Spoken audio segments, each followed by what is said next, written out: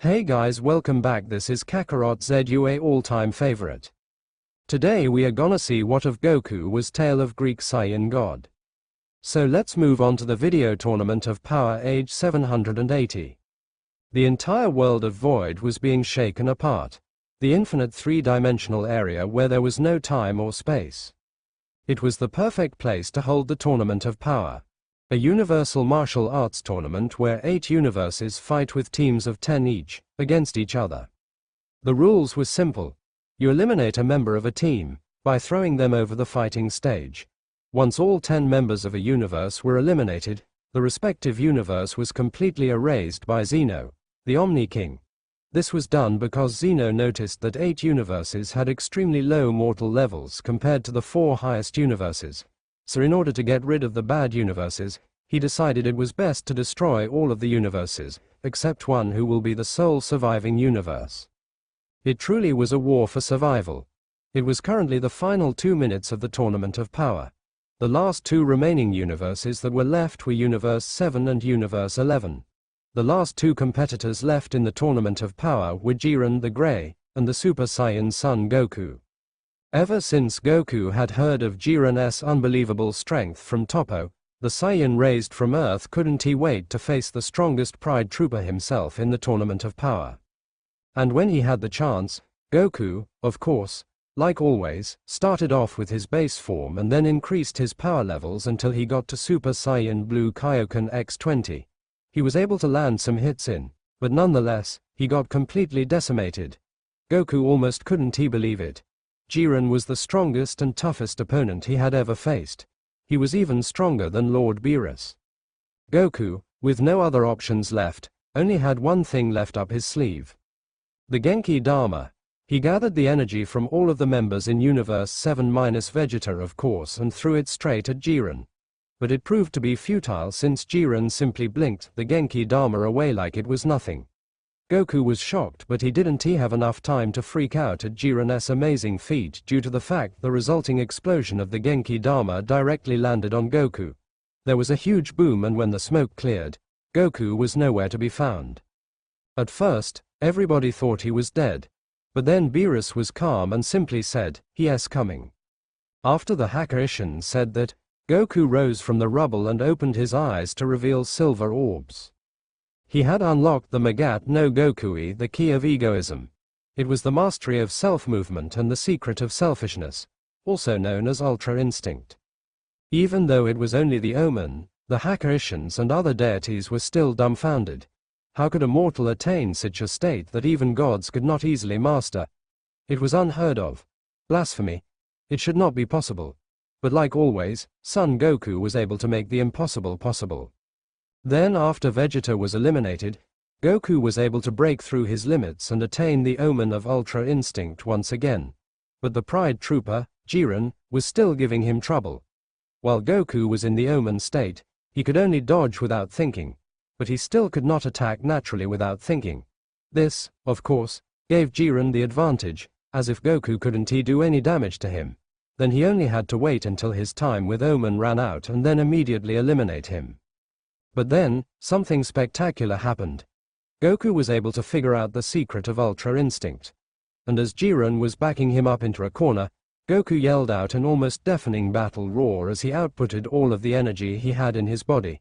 He broke his limits once again. His hair turned silver along with his eyes. He had a mixed silver and blue liquid aura that just screamed out godliness. He had done it. He achieved the true form of Magat no Gokui. He had mastered Ultra Instinct. He could now dodge and attack without thinking and simultaneously. There was no need for him to plan his movements. It all just came naturally to him. He had done it. He had mastered a technique that not even the Hacker-ishins were able to do. And now he could win the tournament and save his universe. At first, he was completely dominating Jiren, but of course, the Pride Trooper was not going down without a fight. So he unlocked his hidden power and gained an even more crimson and passionate aura. Jiren was now actually giving a challenge to mastered Ultra Instinct Goku. Jiren managed to hold his own against the now limit-breaking Saiyan God, but Goku was still not going to give him the victory. He had his friends and family counting on him, so he was not about to give up. He was low on stamina, but still. After hearing the cries of Krillin and the others, it gave him all of the motivation he needed to get back up. Jiren couldn't he believe what he was seeing. Impossible. You shouldn't he have any more stamina? Goku stared at him as his godly silver and blue aura swirled around his frame. Jiren, it ain't over yet. Jiren grit his teeth. How? How can you still stand after being beaten so many times, Son Goku? Number 17 and Vegeta and everyone else is trusting me. I swear on that faith I can never back down now.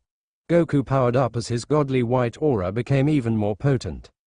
Such a thing is meaningless before my power, Jiren shouted. Right as he said that, both Jiren and Goku jumped towards each other and began to brawl once again. Jiren aimed a punch, but Goku effortlessly dodged it. I'll show you that it ain't meaningless. What? Son Goku's speed has increased even more, the Kaioshin of Universe 11 said nervously when he saw Goku weaving Jiren's attacks like they were nothing.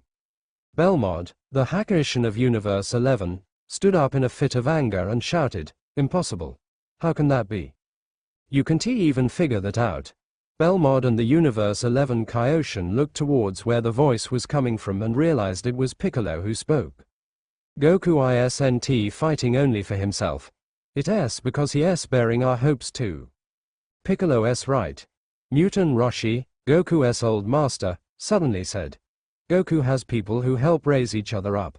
Not only do we all treasure each other greatly, but our existence also gives Goku strength. I am sure he doesn't believe, even for a moment, that he came this far by himself. Krillin nodded in agreement. It's because of Goku that all of us are here now. When we first met, some of us fought or were enemies, but here we all are, trusting Goku. Even when fighting, he has a way of drawing in those around him. That's just the sort of person Goku is. Tien added, reminiscing of how he and the others met Son Goku for the first time.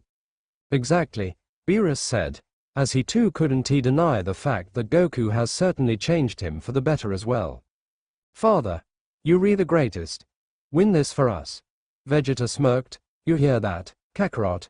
We're all counting on you. Your failure will be unacceptable. Show Jiren what you showed me when we first fought. Teach him what true power really is. Now, go and beat Jiren for us. Do it in the honor of our Saiyan race. As Goku heard the encouraging words of his rival, he couldn't help but smile. Vegeta and many others have changed so much throughout the years that it's unfathomable.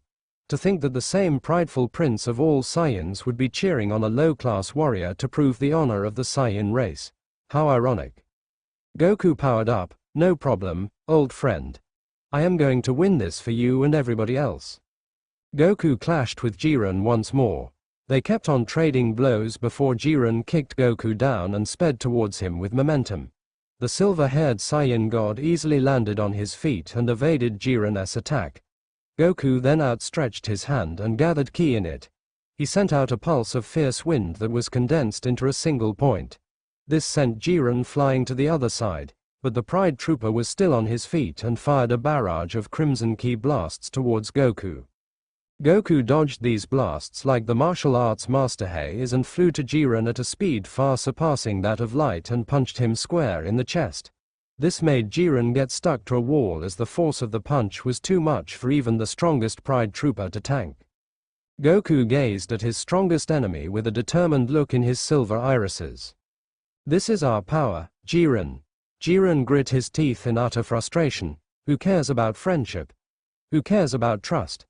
To accept that would be to deny everything that I've ever been. I won't believe in such power. Such a thing. Jiren's left hand ignited as violent crimson energy began to empower it. He then crushed the wall he was trapped in using his beyond godly ki. Is easily erased. Jiren fired a full-powered energy blast towards the stands where Universe 7 was sitting with intent to kill. Everybody sitting in the stands just looked on at shock with their mouths agape. They couldn't react to their impending doom due to the pure shock they were in. That blast was strong enough to surely vaporize all of the Universe 7 members and even some of the Hackosians sitting beside them. But before the blast could make contact, it was effortlessly knocked away by none other than Son Goku. Goku's eyes were shadowed. He was shaking uncontrollably in pure wrath. This fool just intended to wipe out his comrades. The power you believe in is easily erased.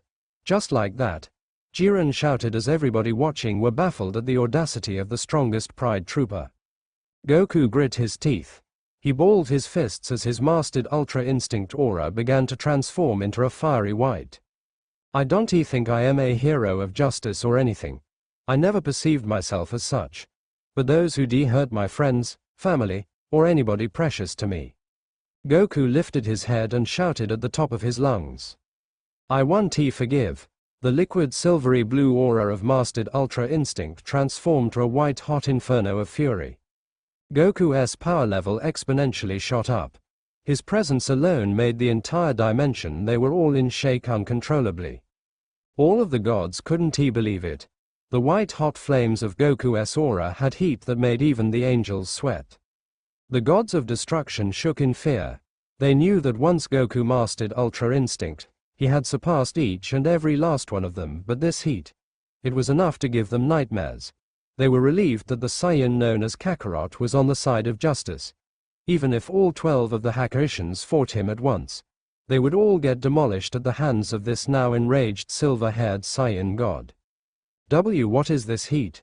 It feels like my skin is burning just from the sensation of Goku's ki. Tien shouted as the others also had the same thought process. No way. This can't be happening. Impossible. How can a single mortal have so much raw power that it makes us look like specks of dust? Belmod said as he definitely did not see something like this coming.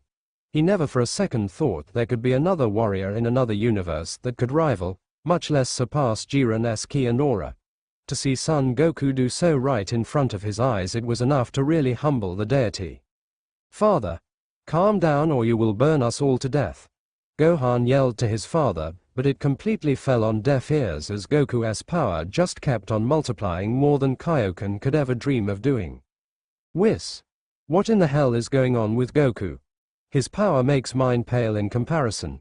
Even if all us Hakurishans went all out and combined our powers, we would get burned to bits.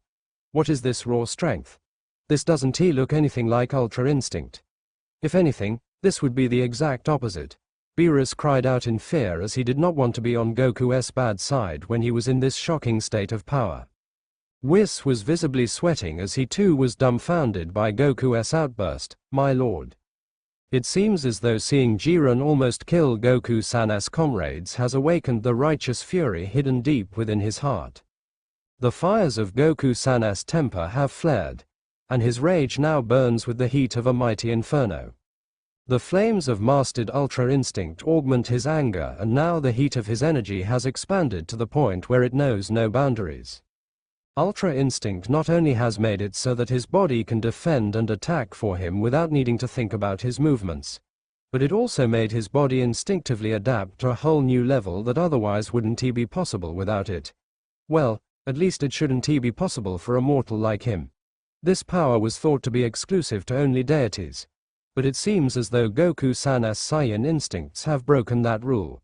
This is his true limit-breaking power. Whis, although still sweating from the pure heat from Goku's righteous fury, couldn't he help but give him a proud smile. A smile that only a master can give to his student when the student had exceeded and shattered every expectation placed upon him. Just like you said earlier, my lord. This mortal is truly something else. What a guy, huh? But to have such a high amount of power and fury, but still be able to maintain the mastered Ultra Instinct state, especially for a Saiyan mortal, it is unheard of. To be able to control such a grand shock to his emotions and use that emotion to his advantage to unlock a whole new realm of power and potential that he should not have access to, this is concerning. The great priest, father to all of the angels, observed the silver-haired Saiyan as intently as possible. He was getting a bad feeling from this. Mortals should not be able to even perceive such a level of strength. Jiren is one thing, but for a Saiyan to use the technique of the angels, and use it in his own way, even knowing the fierce limitations, and forcing it to adapt his body to heights of power that can make his own children sweat. To master the angelic technique in less than 48 minutes when it can take some deities eons to even learn it. Preposterous. Whis raised an eyebrow. What do you mean, Oto-san? What are you concerned about? The Grand Priest took a moment to think before responding to his son. Whis, you were the one who trained Son Goku, did you not? Whis nodded. Yes, sir, I indeed did train Goku-san. However, to be fair, I was not his first master. Really? Do you happen to know who was the Saiyan warrior's first master? Whis nodded. He wondered why his father was all of a sudden so interested in Goku's martial arts history. Knowing him, there is a purpose behind his question. Whis turned to the turtle hermit. You were the first to teach Goku-san martial arts, right, Roshi-san? The great priest directed his attention to the invincible old master. Roshi, upon hearing his name, immediately stood up and bowed to the father of the angels. I did in fact teach Goku the way of Budo, all those years ago, when he was just a lad. However, I was not the boy's first martial arts master. The credit for that goes to Son Gohan. He was Goku's adoptive grandfather. He was the one who found Goku when he crash-landed on Earth from his home planet Vegeta. Son Gohan taught him manners and Goku's earthly nature. I believe if it were not for Gohan's teachings at that age, Goku would not have become the martial artist he is today. The reason why he has a pure heart is due to the teachings he received from Gohan. I simply taught him the advanced arts of Budo. But if it wasn't for what he already learned under Gohan, then I probably wouldn't have even taken him as my student, to be quite honest with you. The great priest was now in even deeper thought after what Roshi told him. If what he said was true, then Goku just became even more interesting to the Grand Priest. A Saiyan warrior with enough raw power to shatter a god of destruction, and yet his heart is pure. And it's all due to the teachings he received from a mortal named Son Gohan. How very peculiar. Hold up, Master Roshi. Didn't he also teach Goku's grandpa as well? Wasn't he your number one student before you taught Goku? Krillin, Goku's best friend, asked his former master. Why, yes he was. Knowing that, I guess you can say that even today, now in the battle for our very existence, Goku is carrying the teachings of the Kame school on his shoulders. Roshi laughed, which caused the others to begin laughing as well. The teachings of the Kame school, and the teachings of an angel, along with the pure heart of a Saiyan warrior, is that the secret to Goku's power? The great priestess' thoughts were interrupted by the voice of one of his daughters. Oh ho, this Son Goku his heat. While terrifying, it is at the same time very exciting. There's never been a mortal like him before, and there may not ever be a mortal like him, after the tournament, I am going to train him as well. It isn't fair for Whis to keep the Saiyan prodigy to himself. Vados, the angel of the sixth universe, exclaimed with a small but noticeable blush on her face. While Goku's heat was making the angel sweat, just like her brother, there was a sense of excitement that his heat was making her feel that no other man, mortal, or god, made her feel. Hey, no fair. Who said you get to be the one to train him right after the tournament? As the oldest and the fairest, I believe that privilege should go to me. Besides, Goku would want a master that's more experienced in martial arts. Kusu, the angel of Universe 10, and the oldest of the angels yelled at her younger sister. She was also sweating and blushing from the enormous temperature from Goku's ki. Just like her sibling, Goku's energy was making her feel something that no other being had ever made her feel before. Kusu is an anomaly among the angels, given that she openly cared for her universe and was the only angel to show sadness after Universe 10 was erased. Seeing Goku care so much for his friends and universe made her glad that a mortal with such love, power, and compassion exists. Naturally, after the tournament, she would want to train him herself.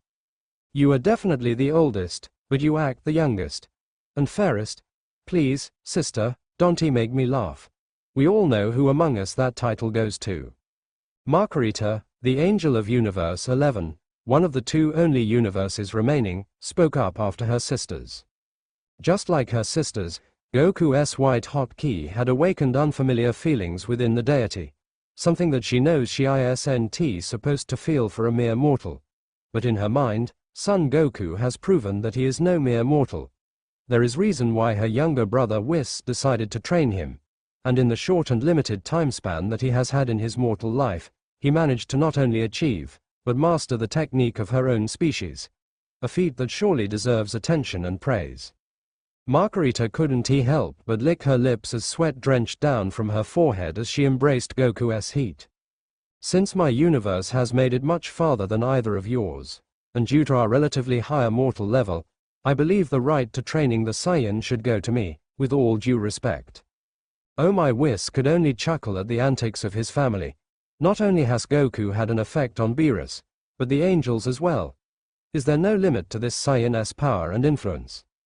Such a strange and powerful one. You are, Goku-san. Margarita, we re-trying to win a tournament for our survival here, and you re-arguing with your sisters about which of you will get their hands on Goku first, Belmod shouted to his attendant. The angel looked at him with a stoic and neutral expression. Yeah, what of it? He.s hot. Well, let us be glad that she isn't here, Krillin said sheepishly as shuddered at the thought of what would happen if Goku's wife was here to listen to how the female angels were talking about Goku. Goku, you have achieved heaven, my boy, Roshi exclaimed as he got a nosebleed, imagining the three female angels fighting over Goku in bikinis. Krillin rolled his eyes. You sure do have an imagination, old man. The great priest observed the chatter between his daughters. He then looked back at Goku. He was now even more interested in the Saiyan. How could his mere heat affect the angels? Is he surpassing his limits even more to the point where he could rival even us angels? No, that sounds like a joke, but... The great priest spoke up for all to hear. Let us see if Goku's mortal body can withstand the limit-breaking power of the gods.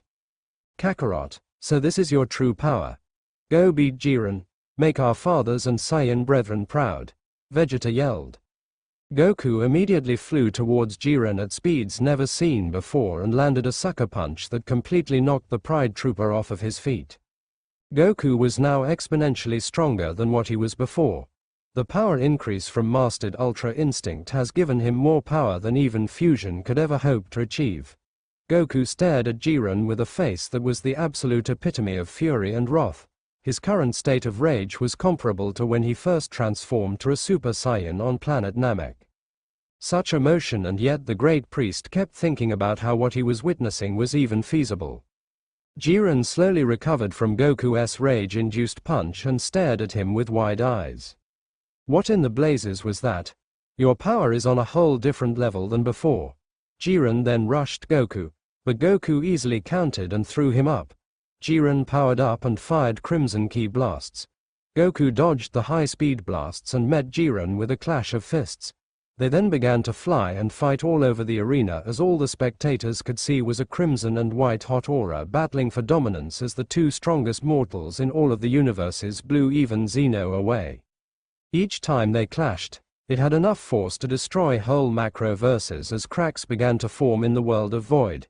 Even the great priest was shocked as the world of Void was supposed to be infinite, so how were these two mortals making cracks in an infinite realm? Truly this is the greatest showdown of all time, the ultimate survival battle. What's happening? It's like the world of Void is breaking apart, Tien exclaimed. To think that their battle would reach this level.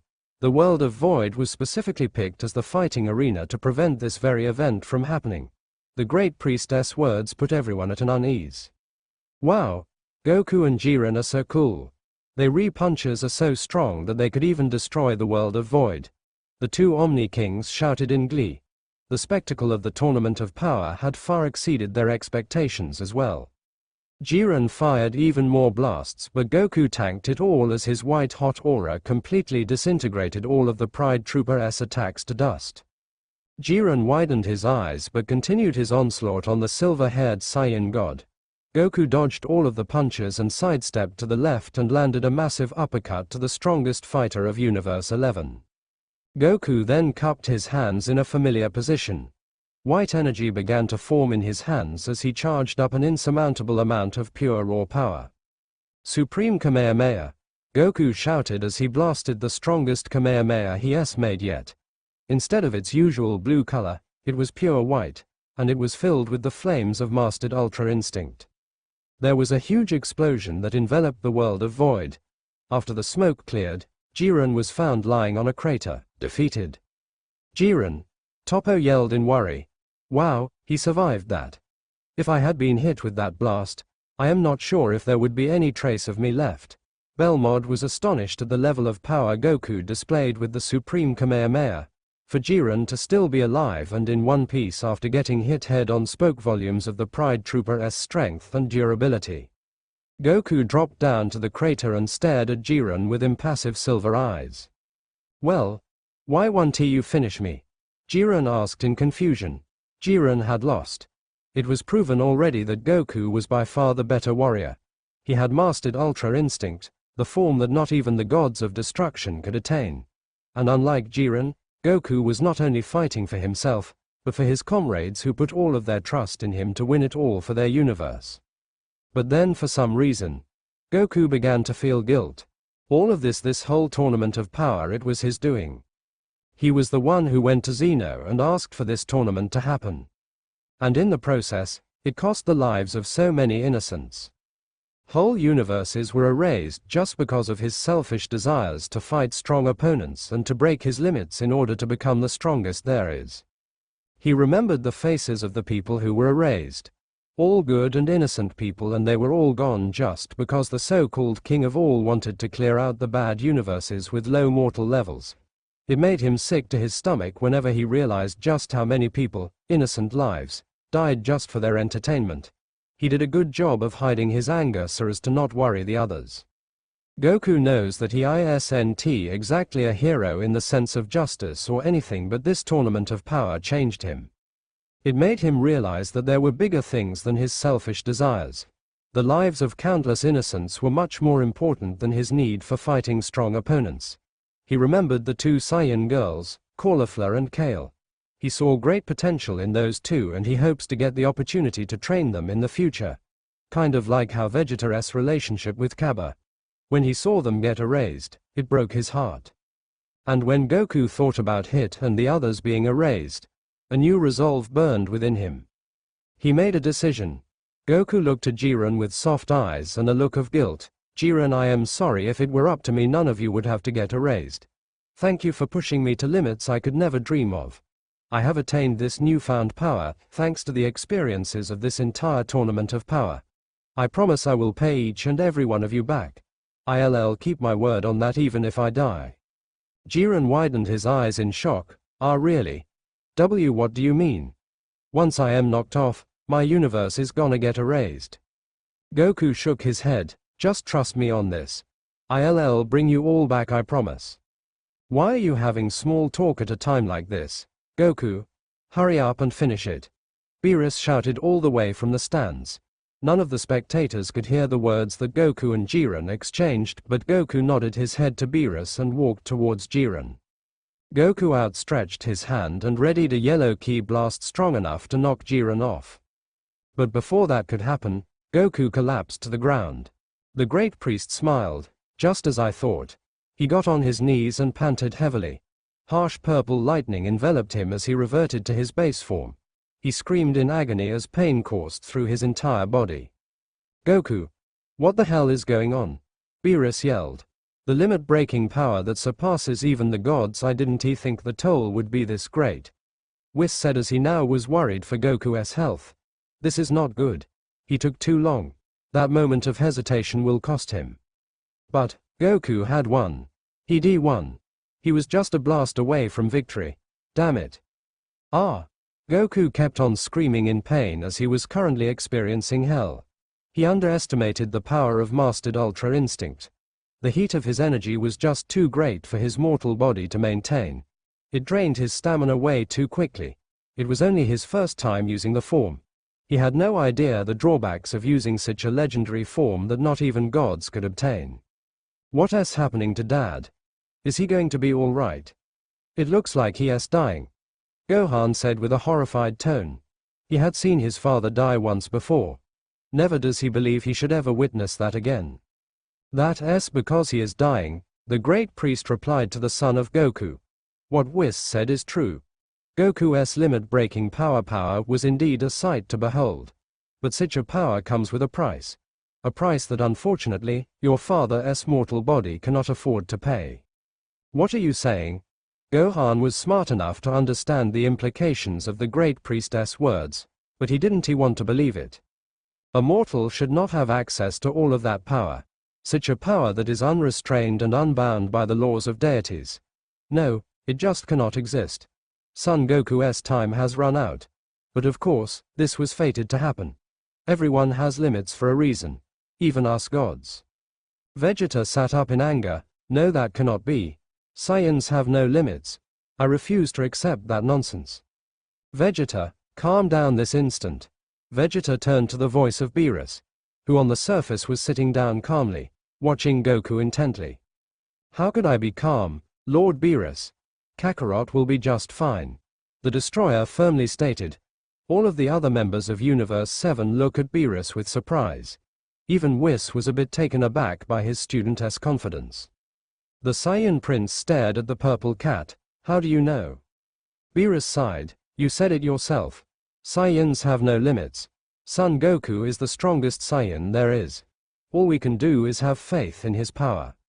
The great priest raised an eyebrow at the destroyer. You think Son Goku will survive? Beerus smirked. More than just survive. Jiren, knock him off. Belmod screamed at his universe's greatest warrior. Do you want to lose? Jiren looked at Goku, who was completely defenseless. He grit his teeth. He was hesitating to take advantage of his opportunity to finally win. But the words of Goku came back to his head. What if he was actually being sincere? Jiren thought. What are you doing? You'll get the Super Dragon Balls. Do it. Jiren sucked his teeth and got up. Fine. The Pride Trooper outstretched his hand and aimed a crimson energy blast towards Goku. Proud warrior, Son Goku. It is not my wish for our showdown to end this way. But, even though you will cease to be, you shall live on forever in my memories. Farewell. Goku could only watch as Jiren was ready to eliminate him. Damn it. I was so close to winning, and I blew it. Why am I such a failure? Even with Ultra Instinct, I still couldn't win. Son Goku was devastated as he felt excruciating pain. How could he fail? He had power that even surpassed the gods themselves, and yet he was about to cut everyone down. Jiren blasted Goku. Goku was helpless as he was sent flying towards the outside of the ring. But before he could be eliminated, a sudden force of energy pushed him into the direction of a platform, thus saving him from elimination. Ha! You! Jiren shouted. Freeza! Universe 7 yelled. Then out of the ruins of the arena came out Android 17. Number 17 San. So you didn't self-destruct. Android 17 held onto his arm as he walked out of the dust. It was a gamble whether I'd survive or not. Looks like I lucked out. You really are amazing. Android 18 yelled. Jiren, you'll run out of time at this rate. Hurry up and knock him off. Belmod yelled. 17 stood next to Frieza as he powered up. With Son Goku in that condition, it looks like it's just us. I am well aware. Frieza replied as he powered up as well. How futile. Is dragging one who can no longer fight back to the stage this trust thing that you always going on about? Jiren said. Trust? What's your point? Don't make me have to repeat myself. He's just insurance. I'll be winning the Super Dragon Balls, so there's no need for you to worry about repeating anything. I don't sense that absolute strength you exhibited earlier anymore. You shall experience the taste of defeat once more by my hand, Frieza said. That got Jiren pissed off as he then rushed the two combatants. It seemed to be an even fight as 17 and Frieza used teamwork to get the edge over a weakened and fatigued Jiren. They were able to corner and trap him between rocks, and 17 and Frieza were able to combine their attacks together to put Jiren to the ground. Everybody thought they had won. Frieza went up to finish the job, but Jiren did well. Belmod said in a grave tone. Everyone knew why he was saying it. He believed this was the end. You've lost the spirit to even look at me, Frieza told the Pride Trooper. Jiren was due. What are you doing, Jiren? Everybody locked to see Toppo on his feet. You would kneel before an enemy. Is this pathetic image how you end? Get up, Jiren. Your friend is quite obnoxious, Frieza said. I have no friends. What did you build your strength while trusting no one all this time for? Fight for your pride until the end. You may not believe in your own strength, but I do. Until the end. Jiren. You are strong. You are stronger than anyone. Toppo yelled as his words sparked a new resolve within Jiren. Honesty, I feel like vomiting. Frieza said. Silence. Everybody looked on with gasps as Jiren's crimson aura flared and his power shot up to even higher than before. Run, Frieza. But it was too late. Jiren immediately took the chance to grab Frieza and blast him with heavy and dense energy shots. He then flew all the way and blasted him all the way out of the ring. Frieza had been eliminated. Frieza has been knocked off, the Grand Priest said as Zeno pressed his button to indicate that Frieza was no longer in the game. Frieza appeared on the stands. This can't be happening, we were so close. We were going to win, Beerus said as he now feared for his universe's destruction. It was now 17 and Goku left. Damn it. Jiren isn't playing around anymore. He's gonna make quick work of 17 and then he's gonna come finish me off. I wish I could do something but I am all out of juice. Damn it. I have to do something or else my universe is gonna get erased and I won't fulfill the promise I made. Goku thought in frustration as time was running out and he barely had any power left. But then it hit him. He knew exactly what he needed to do to save his universe and fulfill his promise. He quickly instant transmission to where 17 was at and then teleported to a secluded hiding spot within the ruins of the arena. You can move. Look who is talking, number 17. Listen, I am going to need to ask a favor of you. It is really important that you do this in order to save our universe and help me keep my promise, Goku said as he explained his plan to 17. What? Are you out of your mind? You'll die. I don't care. I rather risk my life than allow my universe to get erased. I am doing this for the greater good. Please promise that you will follow the plan. 17 nodded sadly. All right, you can count on me. It was nice knowing you, son Goku. Now go and save us all just like how you've always done. Goku smirked and then instant transmission to a platform all the way to the top of the arena. He then raised both of his hands to the air. Everyone, I hate to ask you this again, but please lend me your energy one more time. Huh? But didn't he do this before? Why would it work now? Krillin questioned. It doesn't matter. Just do what he says, damn it. Beerus yelled. Everybody in Universe 7, including Vegeta, gave all of the energy they could muster to Goku. That technique again. You must know that won't be enough to defeat me now. What are you planning? Jiren asked the Saiyan. Goku gave the Pride Trooper a grin. ULLC. Jiren. I don't like that look on his face. He's got something up his sleeve. Don't let him finish charging that attack up. Belmod yelled at Jiren. Jiren nodded, but before he could attack Goku, he was intercepted by 17. Sorry, but you will have to go through me if you want to get to Son Goku. Fool! You have no chance against me and my absolute power. Then come and show me just what that power of yours can do. 17 yelled as he fired blue energy blasts at Jiren. The blasts were nothing but a distraction, and Jiren understood this. He knew the android was just trying to buy time for Goku. He dodged the blasts and went straight for Goku, who was still busy charging up the Genki Dama. No! 17 gasped as he realized what Jiren was doing. Universe 11's strongest warrior was too fast for the android. Oh, that's not good. 17-san won't be able to stop Jiren going at that speed. He is heading right for Goku-san, Whis stated. Crap. Goku, watch out.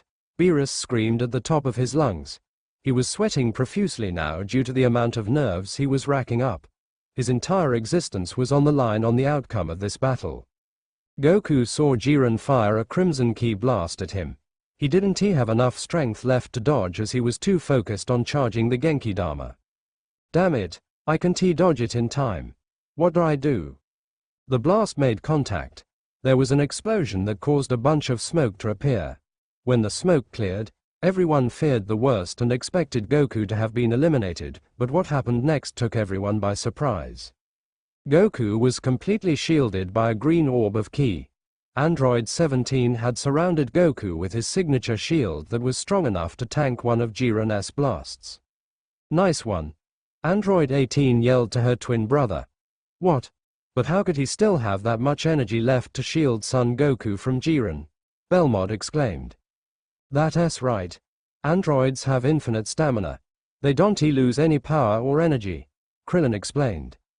Beerus sighed in relief. If that's the case, then we may actually still have a chance. Come on Goku, hurry up and finish charging that Genki Dama. Right. Goku kept on focusing as the Genki Dama kept on getting bigger and bigger.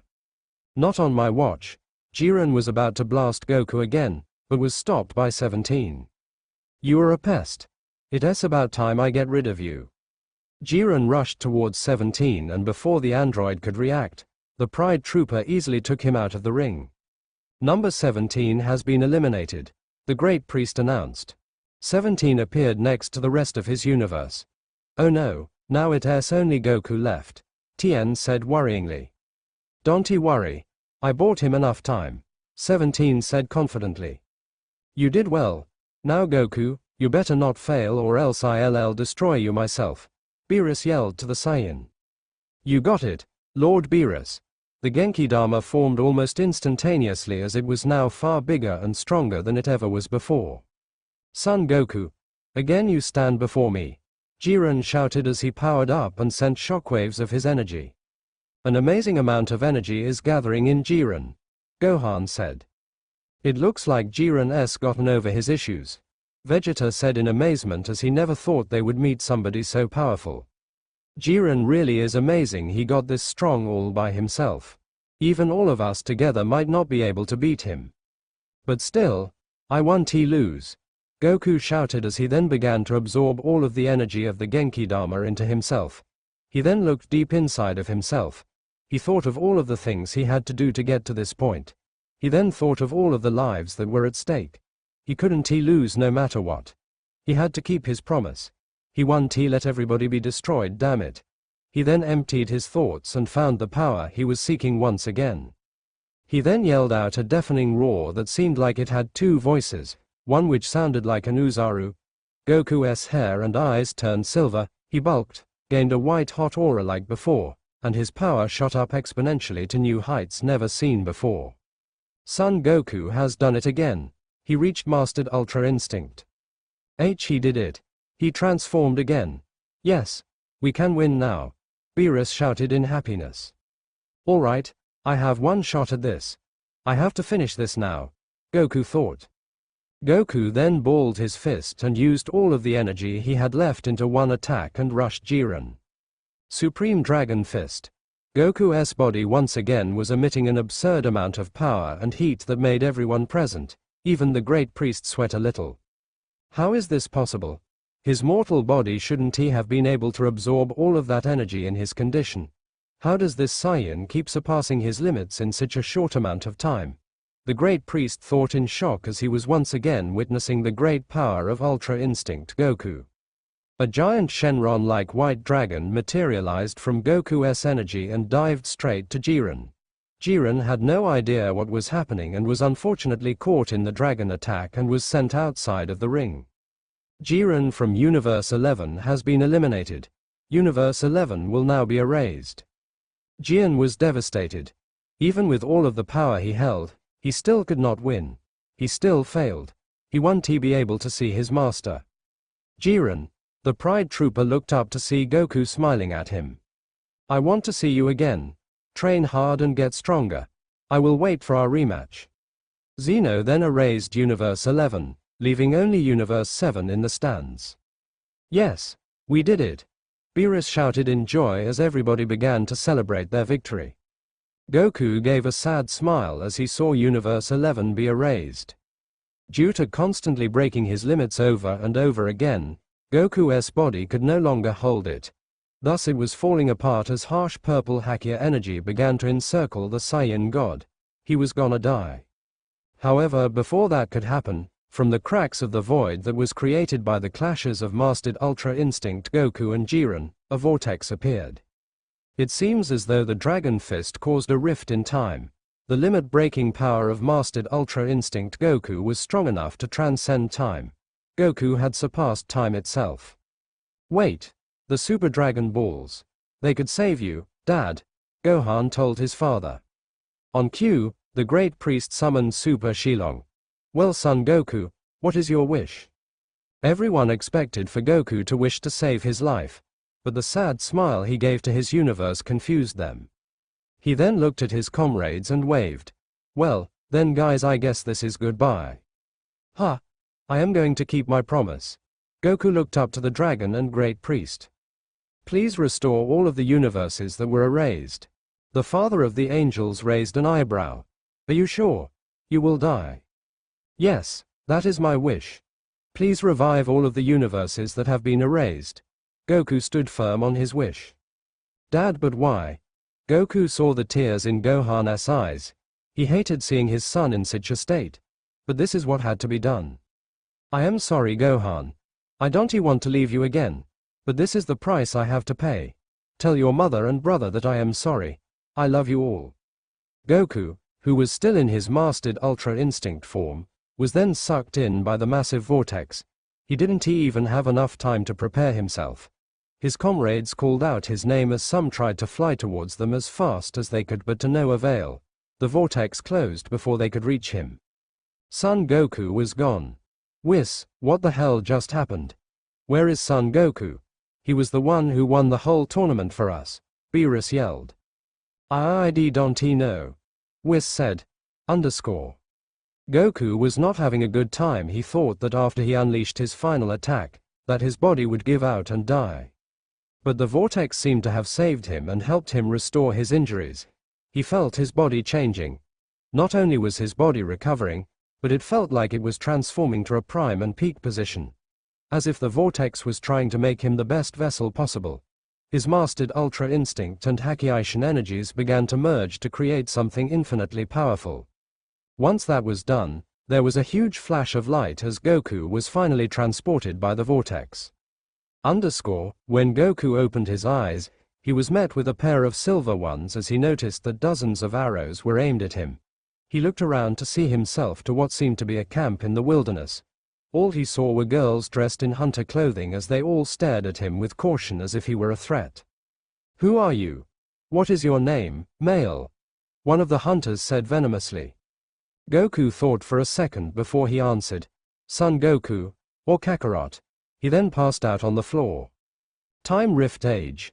The following time Goku opened his eyes, he expected to either emerge as in King Yemma's office or King Kai's planet with a sparkly and fresh halo floating on top of his head.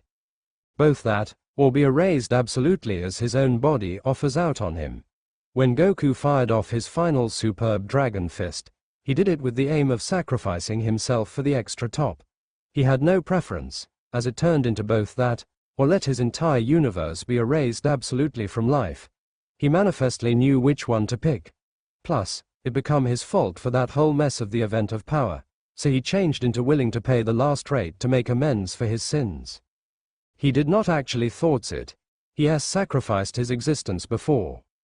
Twice definitely. The primary time was to forestall his older brother Raditz, and the second was to save you the bio-android, called Cellular, from blowing up Earth. Both of these deaths ended up reaping rewards him substantially because it allowed him to train and get stronger in different international way to King Kai's education. In Otherworld, for the primary time he died, he changed into able to defeat Nappa and feature one of the best fights of his existence with Vegeta. And the second time he died, his 7 years of schooling in different global allowed him to unencumber brilliant Saiyan 3, a form that rivaled the strength of Majin Buu. But before he knew it, as his frame turned into approximately to interrupt down, a vortex spread out and sucked the savior and most powerful mortal alive right into a time rift. Goku could not even method any of this as it all befell so speedy. He felt pain everywhere as his body and cells inner of it have been all reconstructing and deconstructing themselves and evolving. He felt his complete being stretch as his very atoms have been rubbing towards each other. Ah! Goku yelled in ache, what is happening to me? It hurts. Make it prevent. Goku kept on yelling for more than 1 more seconds till the pain stopped. Huh? Goku appeared round to see a night sky, and a secluded place. In which am I? This does not appear to be King Yemma's workplace. Goku stated to himself. He kept on looking around till he heard voices. Is there every other alternative? Allow us think about this. No, it's the best desire. If I turn out to be incorrect, I'll cross and rescue him. Ha! Who is there? Goku shouted with warning. He then saw humans, a man and a lady, on foot side by means of facet. The man had a huge area pod over his head and appeared to be arguing with the woman.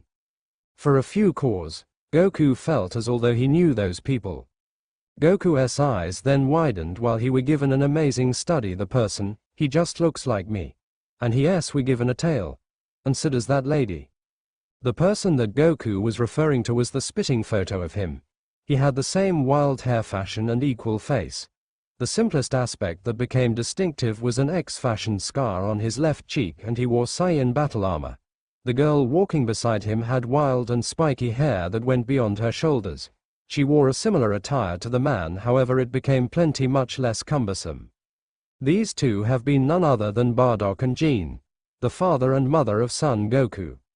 However, in that case, why don't the three folks run off somewhere together? Jean asked, as she did not like what her husband turned into approximately to do, one bit. We can tee.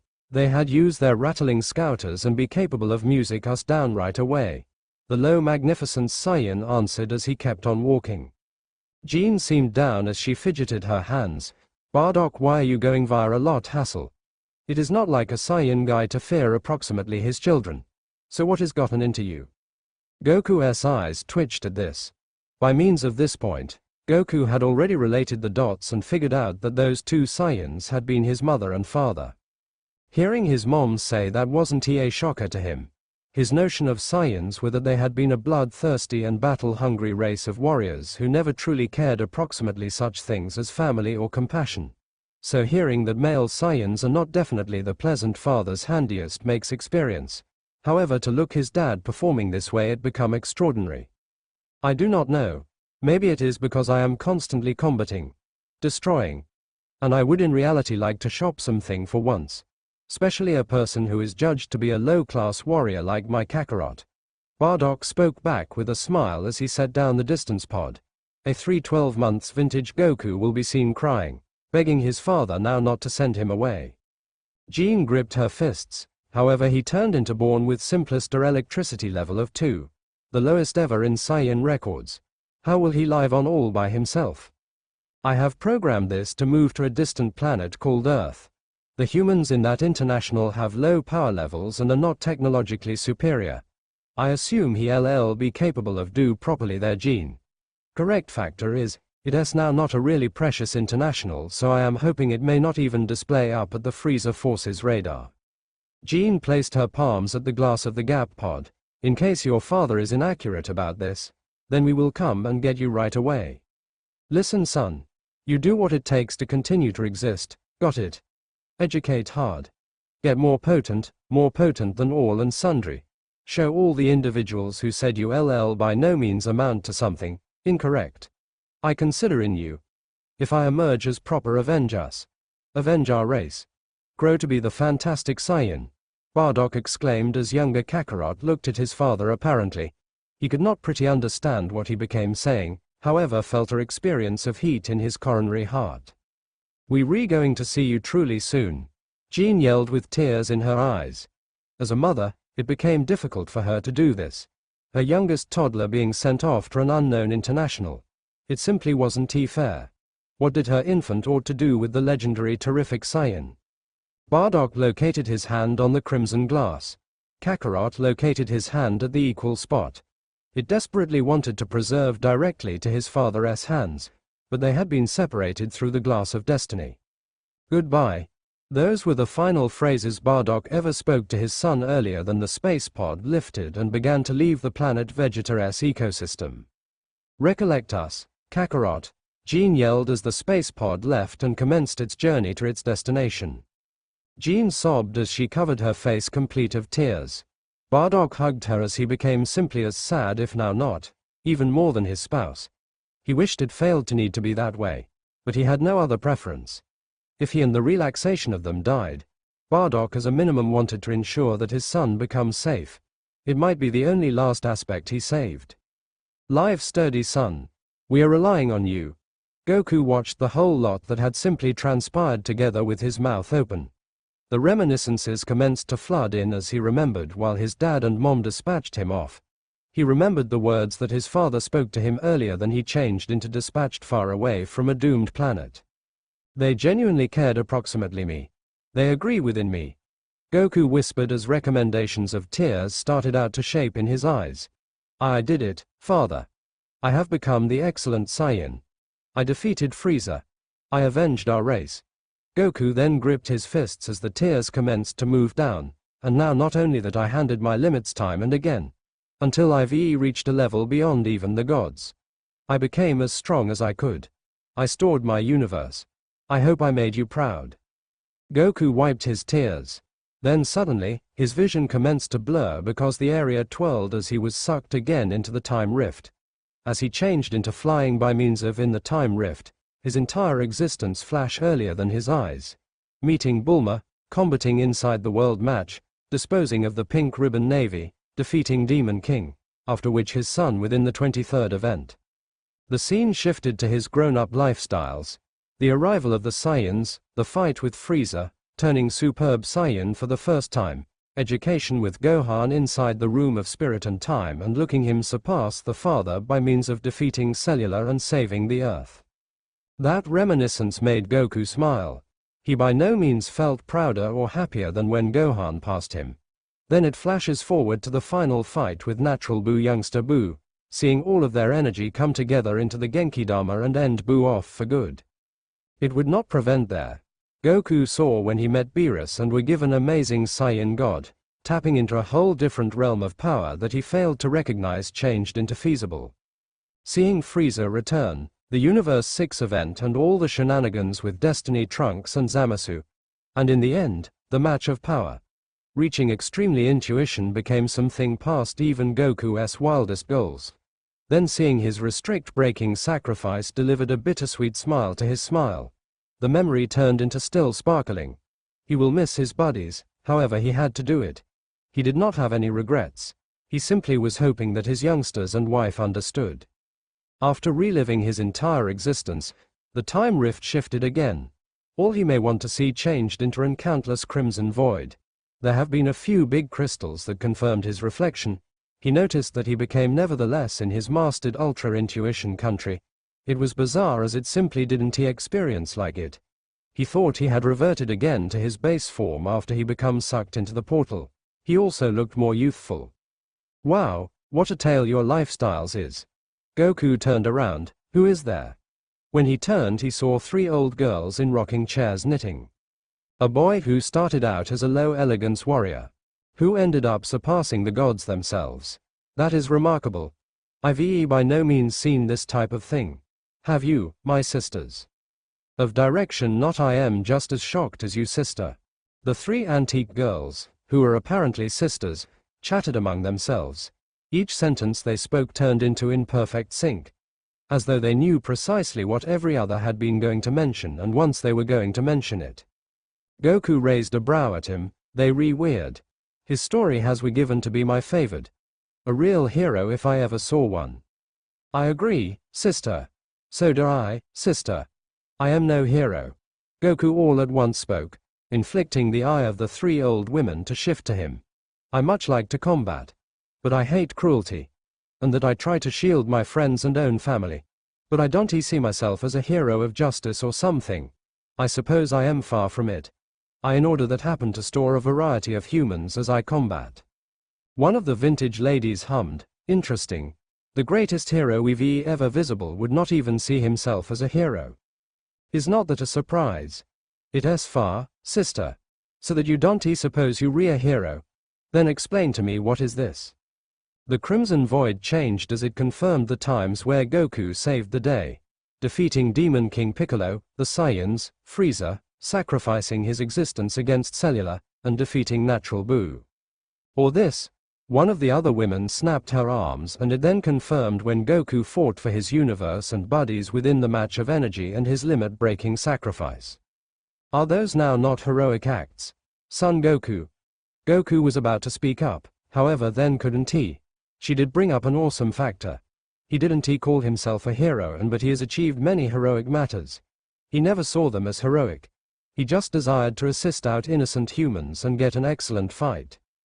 And that I liked that remaining one in particular. You sacrificed your complete being for the sake of your universe. I do not assume there's whatever extra noble than that. Is there, sisters? Nope. Now not all. Goku raised his finger, but for that one, I kind of precipitated that. If it wasn't for my selfishness for asking the Xenos for a event, then we wouldn't were in that mess in the first location. Pretty the contrary, sincerely. You gave your universe a threat. To continue to exist. If it wasn't for you, all of these universes could were destroyed. And thanks to your efforts and sacrifice, all the universes had been able to come back to existence. You stored an immeasurable quantity of lives. And you failed to ask for something in return. Now provide an explanation for to me, Son Goku. With all the proof that me and my sisters have supplied to you, how ought you now not name yourself a hero? Aye. Goku regarded down sheepishly. I bet you guys do have a point. The three women smiled. We've seen a variety of heroes come and move in our global.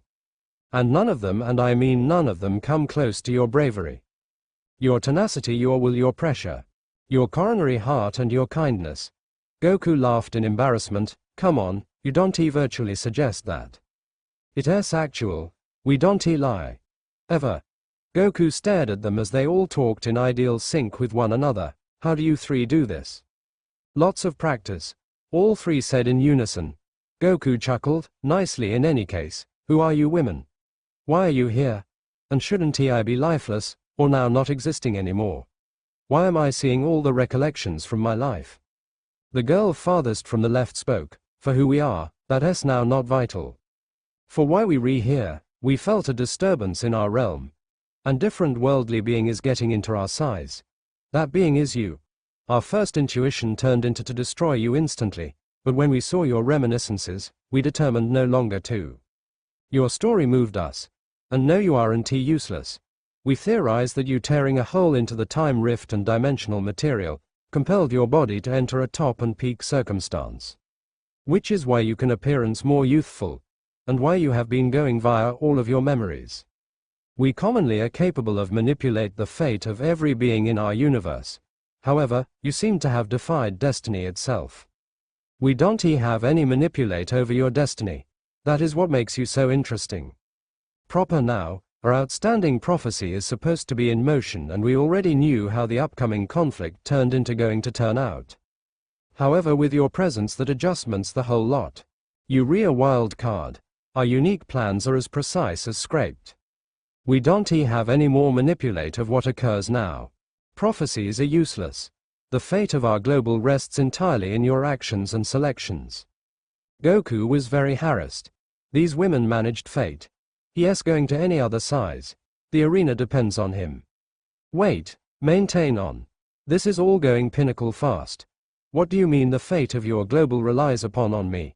What happened to my international? One of the old ladies took out a pair of scissors and cut a bit of knit, which then turned into a string. The string was first golden and then it turned a shiny silver. Your tale to your authentic international is over. For all they recognize, Son Goku, the only they call Kakarot, is lifeless. Long past all the time. However, what they say. While one door closes, some other one opens. Your tale as Son Goku, the Saiyan raised on Earth and the savior of the universe, may additionally have ended. But every other story is just about to start. And we will enjoy each 2D of it. Your story 1T have this sort of glad starting. But that does not make you who you re. It has far the relaxation of your tale. Who you select to be.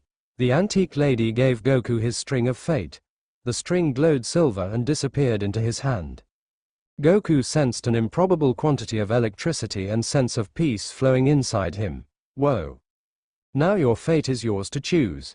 In your first life, many stuff were from your manage. However, now on your second existence, you have got the possibility to something your heart goals. Everything you do is your desire. All of the memories of his pals and circle of relatives flashed via his thoughts as all of the exceptional battles they received collectively reverberated in him.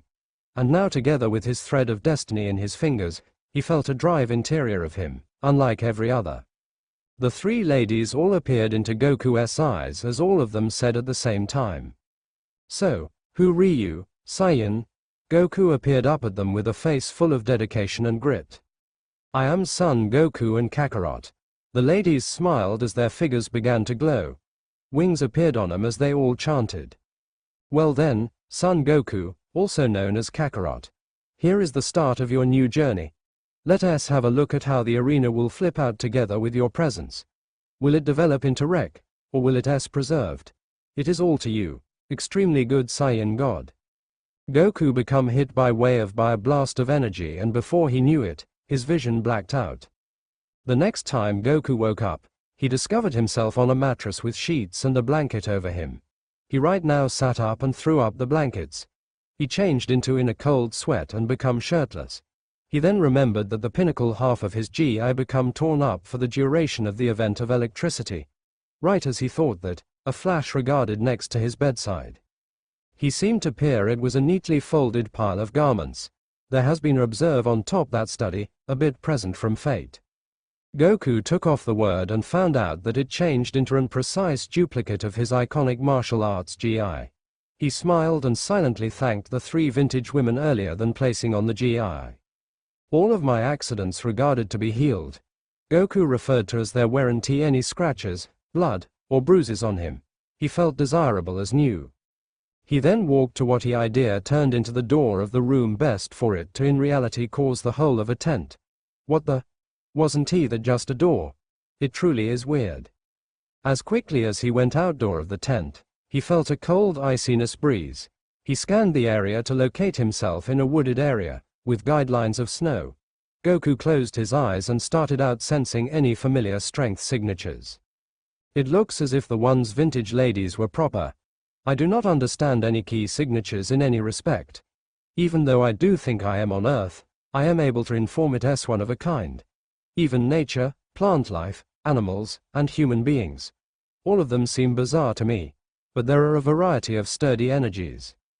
Him apparently being in another measurement ISNT, always searching like to be a ways fetched. This changed into truly not his Earth. He doesn't recollect there being so many strong energies.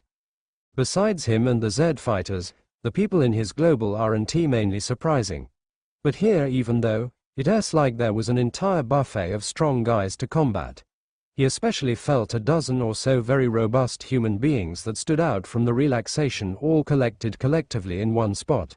And not too a ways from him, he felt many sturdy signatures that have been much like the dozen terrific strong ones, however no longer quite as mighty as them. Interesting Goku notion.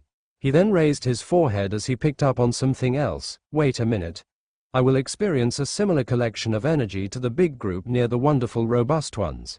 It is a very good distance away, but I can still experience them. They are similar, however distinctive. IV were given to check these out soon. Then, Goku began to feel a set of human beings drawing close his area. They seem to be pretty sturdy, however not anything the Saiyan God can cope with. Okay ladies, it shouldn't be long until Lady Artemis returns from the meeting. Permit us consume our dinner and then wait patiently for her go back. She gave us strict orders to now not flow from right here unless we had been being attacked by way of monsters. A noisy and sturdy female voice shouted out to a group of girls. Sure, Lieutenant. All of them replied in unison. I will cross-check up on our guest. See if he has awoken. Zoe, be careful. The man may additionally try something. A ginger-haired hunter with pink eyes and scowl on her face spat. The phrase, guy, nearly sounded as if it had been a curse in her mouth. I'll be pleasant, Phoebe. I've been a huntress of Artemis for over 2 millennia. I suppose I will handle one guy. Thou need to rella and assist the ladies put together dinner. Phoebe bowed. Understood, Lieutenant. We will prepare it proper away. The ginger-haired daughter of Ares proceeded to go and assist her fellow huntresses get dinner geared up.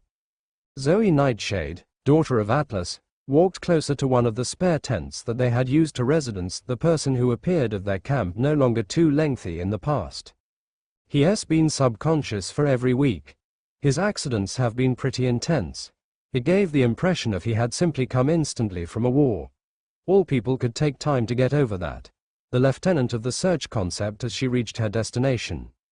Simply as she got there, she located Goku's status nevertheless with his eyes closed as he searched for other power signatures. He noticed Zoe's presence, and opened his eyes, smiling. "Oh hi there. My call S Goku." Zoe right now drew her bow and arrow and aimed it at Goku. The Saiyan raised on Earth shrieked on the sight and placed each of his fingers up. Whoa. What is the bow and arrow for?" Goku exclaimed as he failed to assume the huntress to be so threatening. "Don't flow." That turned into all Zoe said as she walked up to him together with her bow and arrow still drawn. She inspected him carefully, checking for guns or other dangerous objects. While she concluded that everything was fine, she set her weapon down. "K, thou can place his palms down now." Goku slowly did as he was told and looked at the huntress nervously. Her gaze became unwavering, as though she changed into seeking to drill a hollow into him. "For the way long has thee been wakeful?" Thee." Zoe scoffed. "Stupid English, constantly changing.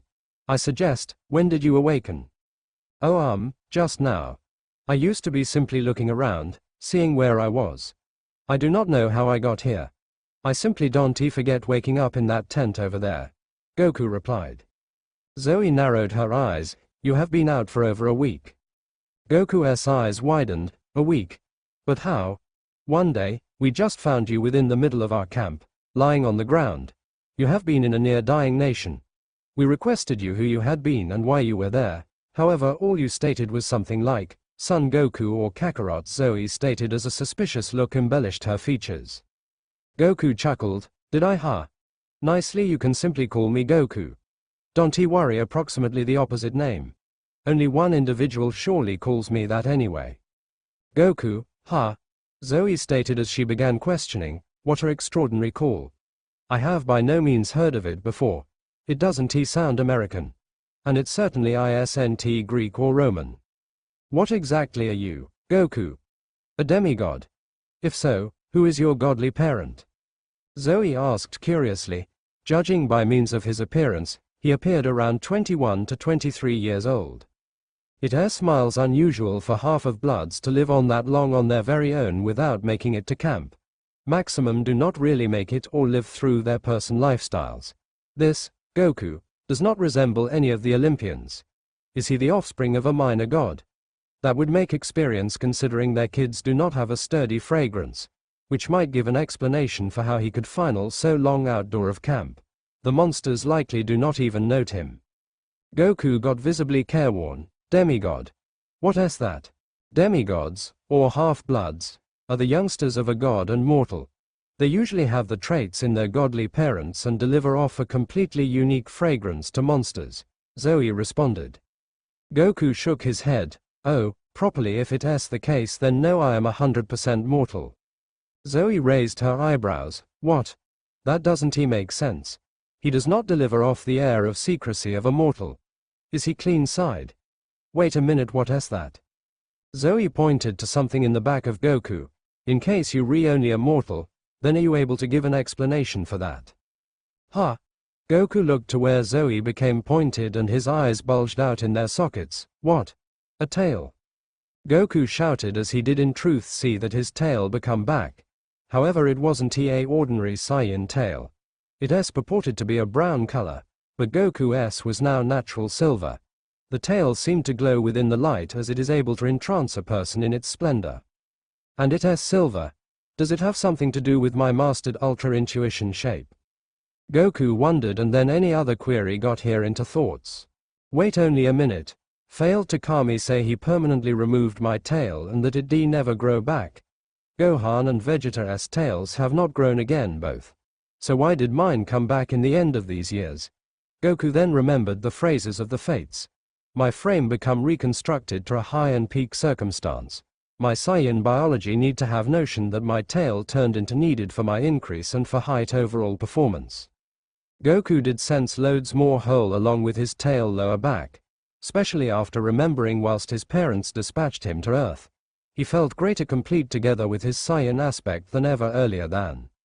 Nicely, whatever the case, I'll simply strive not to have a look at a complete moon, and there should not be a hassle. Goku appeared returned at Zoe. Oh properly you see. I used to be born with a tail. I do not know why. I thought it was ordinary. I was raised within the desert far from civilization, so I in no way really saw different human beings to evaluate. My grandpa said it was simply how I was born. It changed into cut off a few times, however for some motive it grew lower back. I wager my frame simply cannot move without it. Zoe became now even greater suspicious. I have in no way heard of human beings having tails. No species like that comes to thoughts. I don't think there is a single deity like that both. But I do not feel any godly power or fragrance coming off from him. He appears mortal, but I have a sense there is something he isn't telling me. Well then, mortal referred to as Son Goku. Why are you here? Within the Maideness camp. Goku shrugged his shoulders. I do not know. Like I advised you, all I do not forget is waking up in that tent. But I am now not a risk to you or your friends. You don't seem like a bad character, so I will go away if you need. Wait, Zoe suddenly stated, which caught the Saiyan off shield. He turned into approximately to fly off, and discover this new Earth before her voice stopped him in his tracks. Our female gave us a selected order to no longer permit you to leave the camp underneath any occasions. She is presently in her assembly proper now, however she'll go back rapidly. As soon as she is here, she can decide what to do with you. Goku scratched his head. Certain, I bet I don't mind. You guys took care of me, so I don't have a hassle with that. Zoe nodded. Appropriate. Now comply with me. I am going to lead you lower back to our camp where the alternative huntresses are. Oh, and one aspect. If I sees you searching at them a positive way, or even laying a finger on them, I don't care what girl Artemis stated, I will castrate you. Apprehend. Goku dumbly nodded. Yeah, Goku didn't realize what the word castrate intended, however it didn't sound like whatever exact. Zoe led Goku again to camp where all the huntresses already had dinner prepared. They have been ready to consume around the campfire before they noticed their lieutenant with the male who became observed of their camp about every week in the past. All of them gave Goku nasty appears. Goku frowned at this. Why does it appear to be they already hate me only for current? I haven't even completed something to them. Women, this is our guest. He goes through the call Goku. Recall our girl's orders. Be satisfactory to him. I already gave him his caution. Proper Goku. Sure. Goku simply now realized that she in no way instructed him her call. Zoe Nightshade. I am the lieutenant of the goddess of the moon, Artemis, and her hunt. You are second in command to a goddess. It really is so cool. So meaning you pretty robust, right? You have to so as to be a goddess's lieutenant. Goku exclaimed as excitement for warfare become displaying in his eyes. Nicely yes. I've fought many battles in my lifestyles and I have lived for a completely long term. Lady Artemis identified my strength and talent and bestowed to me the identifier as her 2D in command. Zoe said with a grin. That changed into bizarre. No person, aside from the quest and Artemis, actually complimented her talents. Hearing from a person else, from a male of a humans, without a doubt felt a little fine. Sincerely. Well, if that is the case then we should spar someday. I genuinely wanna see how exact a lieutenant of a goddess can be. Goku said with stars in his eyes. He felt his blood pumping at the chance of combating this kind of skilled huntress. Zoe and all the different hunters checked out Goku with baffled expressions. Why was he so excited to combat Zoe? PFT. As though an insignificant guy might even be capable of contact our lieutenant, Phoebe said with a snort. Different huntresses agreed together with her. Zoe's abilities far outclassed theirs and maximum heroes. She was corresponding to woman Artemis herself. A random male would not stand a chance. It's enough, Phoebe. Zoe commanded. As soon as she said that, Phoebe and the other hunters quieted down. I would not thought sparring Goku, so long as Milady lets in it. Zoe advised the Saiyan, which made him nod excitedly. The assembly need to nearly be over by way of now, so she may be here rapidly. Until then, help yourself. Zoe motioned towards the dinner that became prepared. Oh okay, desirable, due to the fact I am ravenous. For the next short time, The hunters should best watch in disgust and awe as they witnessed Golu devouring every piece of food that got near his manor. He in no way stopped for a second as he had a very good meal for the reason that tournament of strength. He is continually hungry after a protracted battle. Does his appetite understand no bounds? One of the hunters asked. How is he able to eat all of that but his body continues to be in ideal form? Why do I sense horrific for the food? Moments later, Goku completed the ultimate serving. He patted his belly as he sighed in alleviation. That hit the spot. Thanks for the meals. I suppose I misplaced my appetite. Yeah, me too. Zoe's sweat dropped seeing the hunter's response to Goku's ungodly hunger. It was at that moment a silver flash enveloped the camp. All of the hunters plus Goku needed to cover their eyes due to how shiny it changed into. After which when it died down, they have been able to see who it became. Milady! Zoe exclaimed. She proceeded to bow. How changed into the assembly? Did it pass well? Artemis looked at her satisfactory pal with a frown. No, I definitely have some bad news. That cannot be properly. What is it, milady? Did something manifest? Artemis nodded. I'll explain it all in detail in a minute. Artemis became her attention to Goku. I see that our guest determined to sooner or later wake up. Goku located himself in a trance as soon as his eyes fell upon Artemis. She became in her grown-up form, which had the arrival of a younger female in her 20s. She had lengthy auburn hair which changed into currently carried out in a ponytail. Her silver hunter attire was on full display as her image of power, her silver bow, turned into on her returned. Goku should sense an immense quantity of power radiating from the goddess. She was one of the excessive energy stages he sensed from earlier. There was also another component that Goku noticed. She become drop useless excellent. Typically, Goku doesn't truly pay attention to such things as that. He is a natural-blooded Saiyan warrior whose essential hobby is preventing and getting stronger. But for a few purpose, the goddess had gotten a reaction like that from Goku. The maximum beautiful part of her were her eyes. They were silver, like the moon. As quickly as he idea of that, his new silver tail started to slowly wag. He felt his power growing. What goes on? Why is my ki rising by using itself? I experience myself slowly being pulled towards her. She strikes a chord in my memory of the moon. Wait, is that why? Don't he inform me I am already about to visit extremely good ape? Unbeknownst to Goku, Artemis become having a comparable sensation. What is this man? I am able to feel an insurmountable quantity of electricity inside him. It is unreal. I have never felt so much energy in this kind of being. It is frightening but for a few reasons. I can experience that he is pure-hearted. He has no malice in his coronary heart. And why do I feel like my very own electricity is rising? Artemis should feel herself being pulled closer to Goku as nicely. And that is when she observed his silver tail. Huh. That is weird. Is that why I am getting any such robust vibe from him? Artemis snapped out of it and scented at the project handy. So younger guy. Who are you and what are your intentions? Oh hi, my call is Goku. You should be woman Artemis, right? Nicely, it is quality to fulfill you. As for my intentions, well, I am no longer a risk to you or your hunters if that is what you are concerned about. I failed to even recognize wherein I used to be after I woke up, but I are available peace. Artemis stared on the Saiyan. She turned into seeking out any sense of deceit or lies from him. There were often where men have acted friendly at the out of doors, but that changed into handiest to simply get into the search in an effort to pressure themselves on her hunters. She wasn't going to fall for any of these hints. However, she could not locate any of those signs and symptoms in Goku. Whilst she examined his mind, she simplest determined the same things that he just told her. Women, has he hurt or touched any of you? Inform me the fact. Artemis asked her hunters. They all shook their heads. Artemis smiled. Desirable.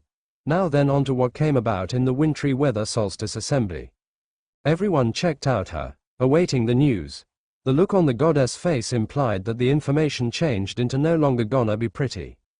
Zeus's master bolt has been stolen. All of the women gasped. Some even yelled. Goku's eyes frowned in confusion. Who is Zeus? He concept, but he saved that question to himself to allow Artemis explain. But how? Who? Who would do the sort of element? Zoe asked as she and the rest of the hunters couldn't accept as true with what their girl changed into announcing. The grasp bolt changed into Lord Zeus's symbol of strength and is regarded because the strongest weapon within the universe. Whoever had the gall to steal it definitely had a dying desire.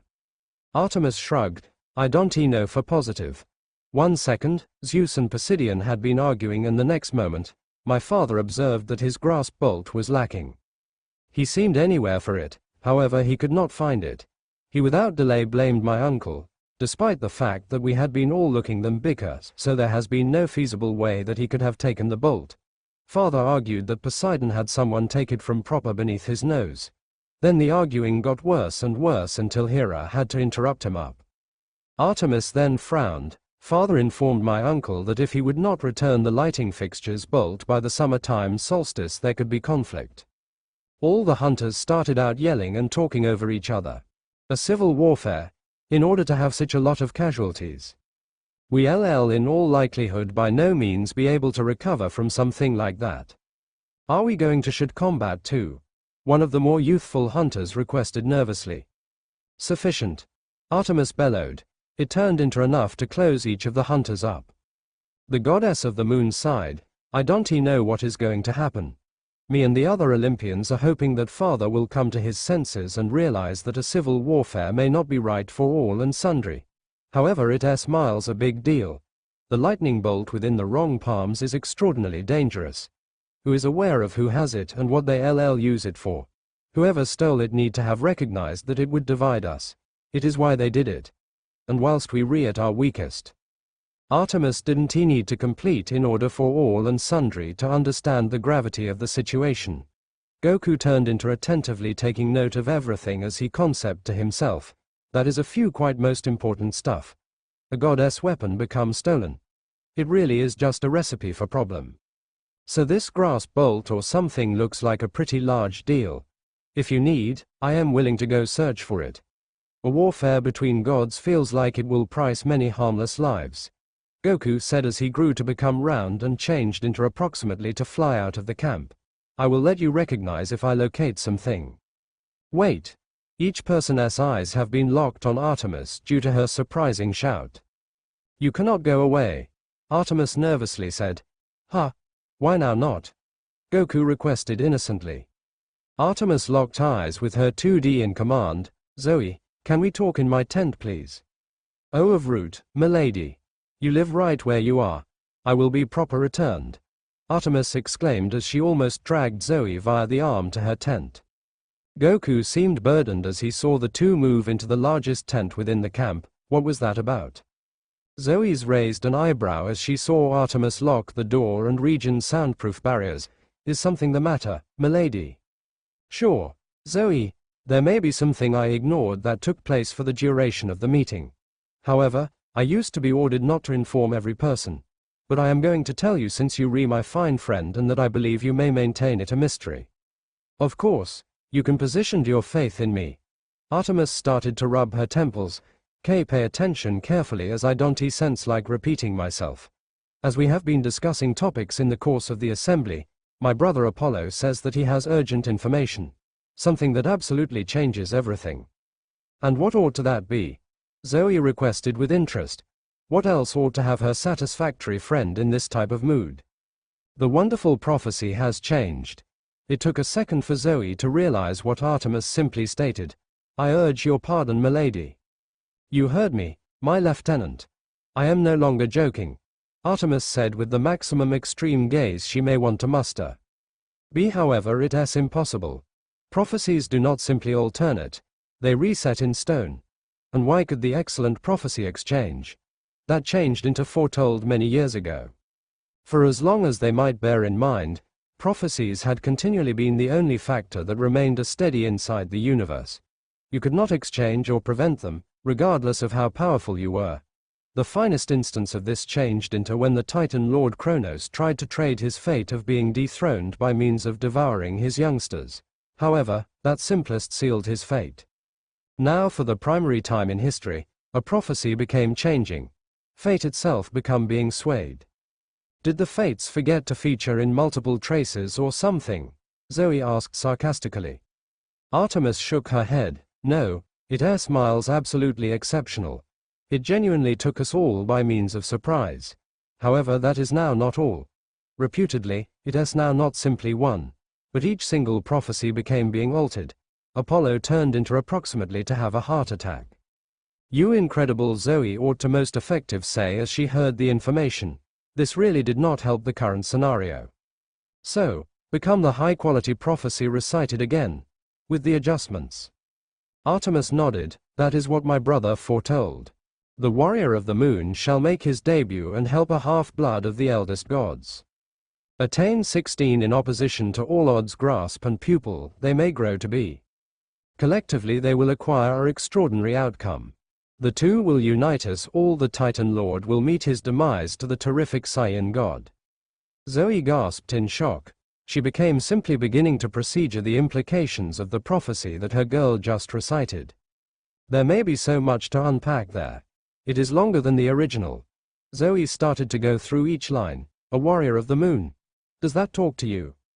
Artemis shook her head. I asked Apollo the same question. However, he confirmed that it wasn't me. However, he did say that this warrior might be a person close to me. In line with him, this hero will become my champion. What? However, you have by no means had a champion earlier than. Why begin now? I do not know. However, Apollo reassured me that this warrior is a person pure of heart. A hero in contrast to whatever the sector has ever visible. A legend amongst legends. The one who can be the important thing to our survival. Artemis stated, unexpected Zoe. However, who could do this? Who's worth of becoming your champion? Artemis motioned her head towards the door.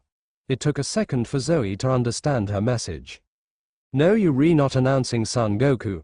I comprehend it sounds loopy, but I felt something in him. A power so notable that I failed to assume it became feasible for a mortal.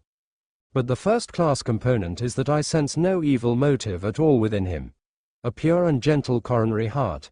And yet he has a lot electricity welled up deep interior. I already sense a connection between me and him just through the primary look. I consider the fates added him to our camp for a reason. This cannot be a coincidence. Artemis stated with absolute fact. There was only a gut feeling in her. Her intestine has by no means lied to her earlier than, and it shouldn't he begin now. Wow, to suppose that a mortal male could own such features. Well then, if you so positive, why don't you allow him pass search for Lord Zeus's grasp bolt? If he is absolutely the warrior that the prophecy is talking about, then he should unite us through bringing peace through getting the bolt back, Zoe asked. It is now not that simple. If he is surely the hero that the outstanding prophecy is referring to, then it is far inside our great hobby to maintain him near us in which we are able to watch him. There may be no telling what my father or other deities might do in the event that they located out about him. Knowing my father, he might possibly try and smite him due to his paranoia, despite the fact that Son Goku is actually the important thing to our survival. And proper now, tensions are high. We cannot have the funds for to mess this up, specifically given the importance of the final line. It is proper. The Titan Lord will meet his loss of life to the wonderful Saiyan god. Zoe recited, but meaning. It is proper. Kronos is reforming. The second Titan battle is upon us. And apparently, a first-rate Saiyan god can be the only to defeat him, Artemis confirmed. But I have never heard of a Super Saiyan god, Zoe said confusingly. Me neither. I am assuming it is one way or the other related to Son Goku. However, he is completely mortal. I experience no godly electricity from him at all. Zoe sighed. Oh gods, what a mess. That it is far. So now you understand why we must not allow Goku leave our sight. If he steps outside of this camp, there could be not anything I will do to defend him. You believe you studied the women are going to like that. We were preaching for millennia about how evil men are. You assume them to all at once be given a male into the hunt. They came to us a good way to escape men and now they going to should start residing with one. Zoe exclaimed. She at the side of most of the hunters have had horrible stories with men. Artemis gave them a home wherein they're able to experience secure. And now the very reason of the search is being contradicted. Artemis looked at her lieutenant apologetically. I recognize your difficulty. But that is larger than me or you. The destiny of the arena is at stake. We're simply going to have to put our religion that this will training session. But I would not be doing this if I was 100% sure of the protection of my hunters. You ladies are everything to me. I would in no way endanger any of you. So that you simply going to ought to trust me on this. Zoe huffed. She sighed and smiled. First class. I'll positioned my religion in you, milady. But if I even see him have a look at you, or any one of the hunters the wrong way, I will in my opinion supply the punishment. The goddess chuckled. Of direction. The two exited the tent and lower back again to the others. They located the hunters, giving Goku dying glares. Phoebe kept her hand on her bow at all times as she watched Goku for any threatening movements. Goku felt uncomfortable under their gaze. Geez. Why are they looking at me like that? Artemis noticed this and sympathized with Goku. He hasn't finished something incorrect. It wasn't his fault that the hunters had horrific reviews with other men. She took a number of the blame for that. She has usually instructed him to keep away from guys in any respect costs. Now Goku turned into receiving unfair judgment. Okay ladies, I've an statement to make, Artemis yelled. The hunters became their attention to their goddess and began to attend in anticipation for what she needed to announce. Son Goku can be staying with us to any extent further. Chaos. That was the handiest word that could describe what transpired next. The hunters all concurrently voiced their critiques on Artemis's announcement, and that they had been now not satisfied. Is that this a shaggy dog story? April Fool's has long passed, Phoebe said with a sneer. No, that is no joke, my niece, Artemis responded. Are you out of your mind? Phoebe shouted. She pointed at Goku. He's a person. What's actually the factor of the quest? To live away from guys. Do you see the trouble here? Why would you allow this type of disgusting pig like him to even step foot right here? Howdy. It really is now not quality. Goku whined. He did not recognize them talking about him as if he wasn't there. Quiet you, or I will shoot you where the solar does not shine. Yeah, you close up. No men are allowed here. Get out. Kill him. All of the hunters were getting riled up as they were about to read their guns and all charge at Goku until they heard a yell. Shut up, Zoe screamed on the top of her lungs. Her face implied that she was furious. She glared at all the hunters with rage. Do you even comprehend who you speak me to? You are fortunate that female Artemis didn't blast you immediately. How dare you disrespect the female that took you in when the sector rejected you? She then pointed at Goku. Appearance. I am getting it. He is a male. We purported to hate males. However, keep in mind that this man has now not achieved or unmarried issue incorrect to any of you. Additionally, why might woman Artemis permit him in here without a reason? Do you in reality suppose she might endanger all of you like that? No, right? So shut up and accept as true with her. Deliver Goku a hazard. If he does anything to any of you, I will in my view address him myself. Now shut up and maintain doing what we've constantly been doing. The hunters were speechless at Zoe's outburst. They never conceived she would defend a person so vigorously, particularly after her experience. Artemis had her arms crossed as she permit her lieutenant scold them. Now express regret. Both Goku and Milady. The hunters have been without difficulty able to express regret to Artemis. To Goku, but it took a bit pushing, but they ultimately did. It took a few speak me with Zoe to get Phoebe to do it. However, she in the end conceded as she didn't want to go through the wrath of her lieutenant. Artemis appeared as much as the sky. Looks as if my brother is just about achieved using the sun. I am going to need to get geared up to ride my moon chariot soon. She looked at Zoe. Display Goku to his tent. Make sure the ladies don't try to kill him in his sleep tonight. I must be returned by using morning. Understood, milady. Come Goku, observe me. Goku became laying in his mattress staring up on the ceiling. He has been tossing and turning for hours, but he could not sleep. He had a lot on his thoughts. He is now in a brand new global. A goddess has him stuck with her institution of man-hating maidens, who can all use a bow and arrow well. And now he has to fear about them looking to castrate him. He still does not know what that means. Goku got up. I want a few clean air. He silently opened his door.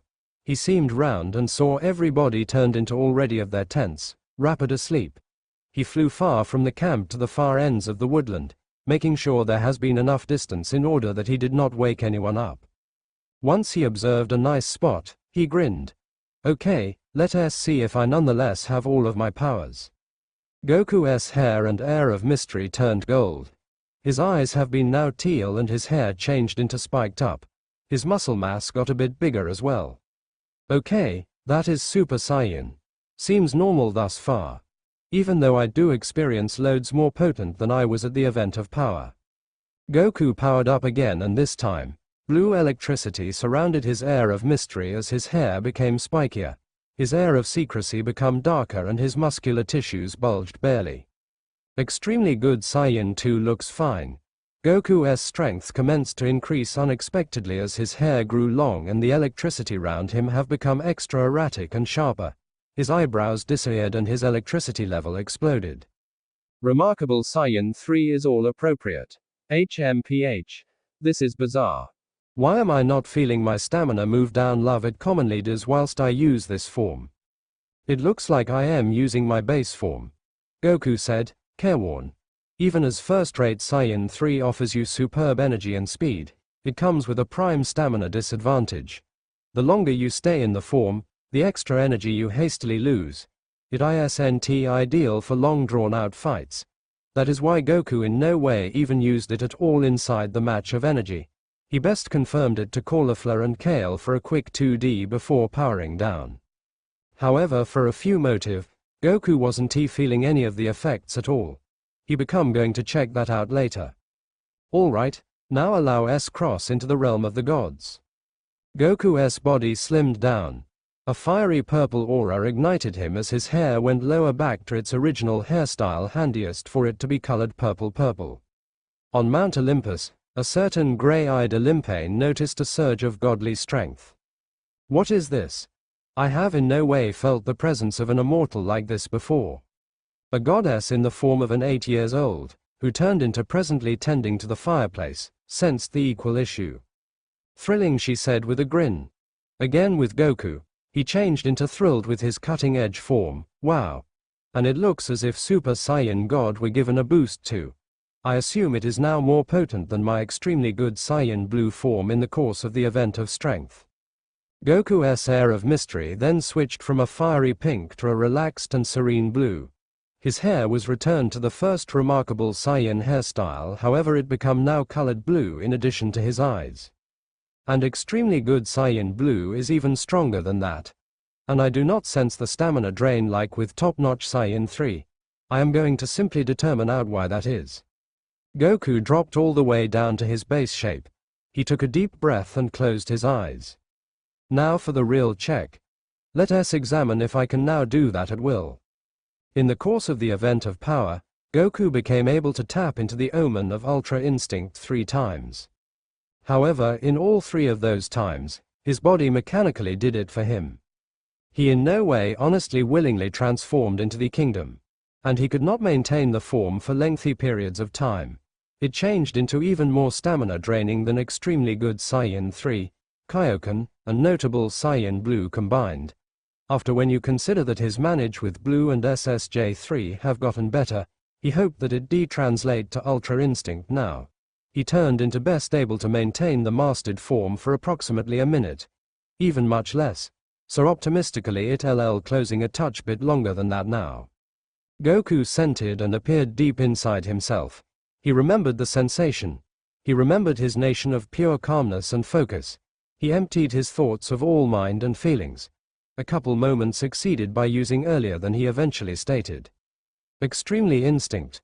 Without delay, the area around him started to shake. The wind and the tides became restless as thunder roared and the earth moved. His hair and eyes glowed silver as a white-hot flame surrounded his charisma. His frame became lots more muscular as it might placed Adonis to disgrace. Pure strength radiated off of him as he reached a realm in which even the gods couldn't. Goku smiled in victory. Yahoo, I did it. That is notable. Whoa, this form feels high quality. It has a lot power, but, I sense so mild. I am able to feel my stamina losing passively, however it isn't anywhere near as bad as within the match of energy. If I were to bet, I'd say I can use this form for about 15 to 20 minutes before getting worn out. Wow, how inside the global is that even possible? His tail began to wag as a white-hot flame surrounded it. Goku looked at his tail with intrigue. Is it because of my tail? Sincerely. I did not realize it turned into that useful. I notion it turned into simplest had to pass brilliant ape, but it turns out I used to be wrong. This element rocks. Unbeknownst to Goku, his transformation into extremely intuition became observed by using a few individuals. Via the gods. What's this pressure? It is insane. No god have to be that effective.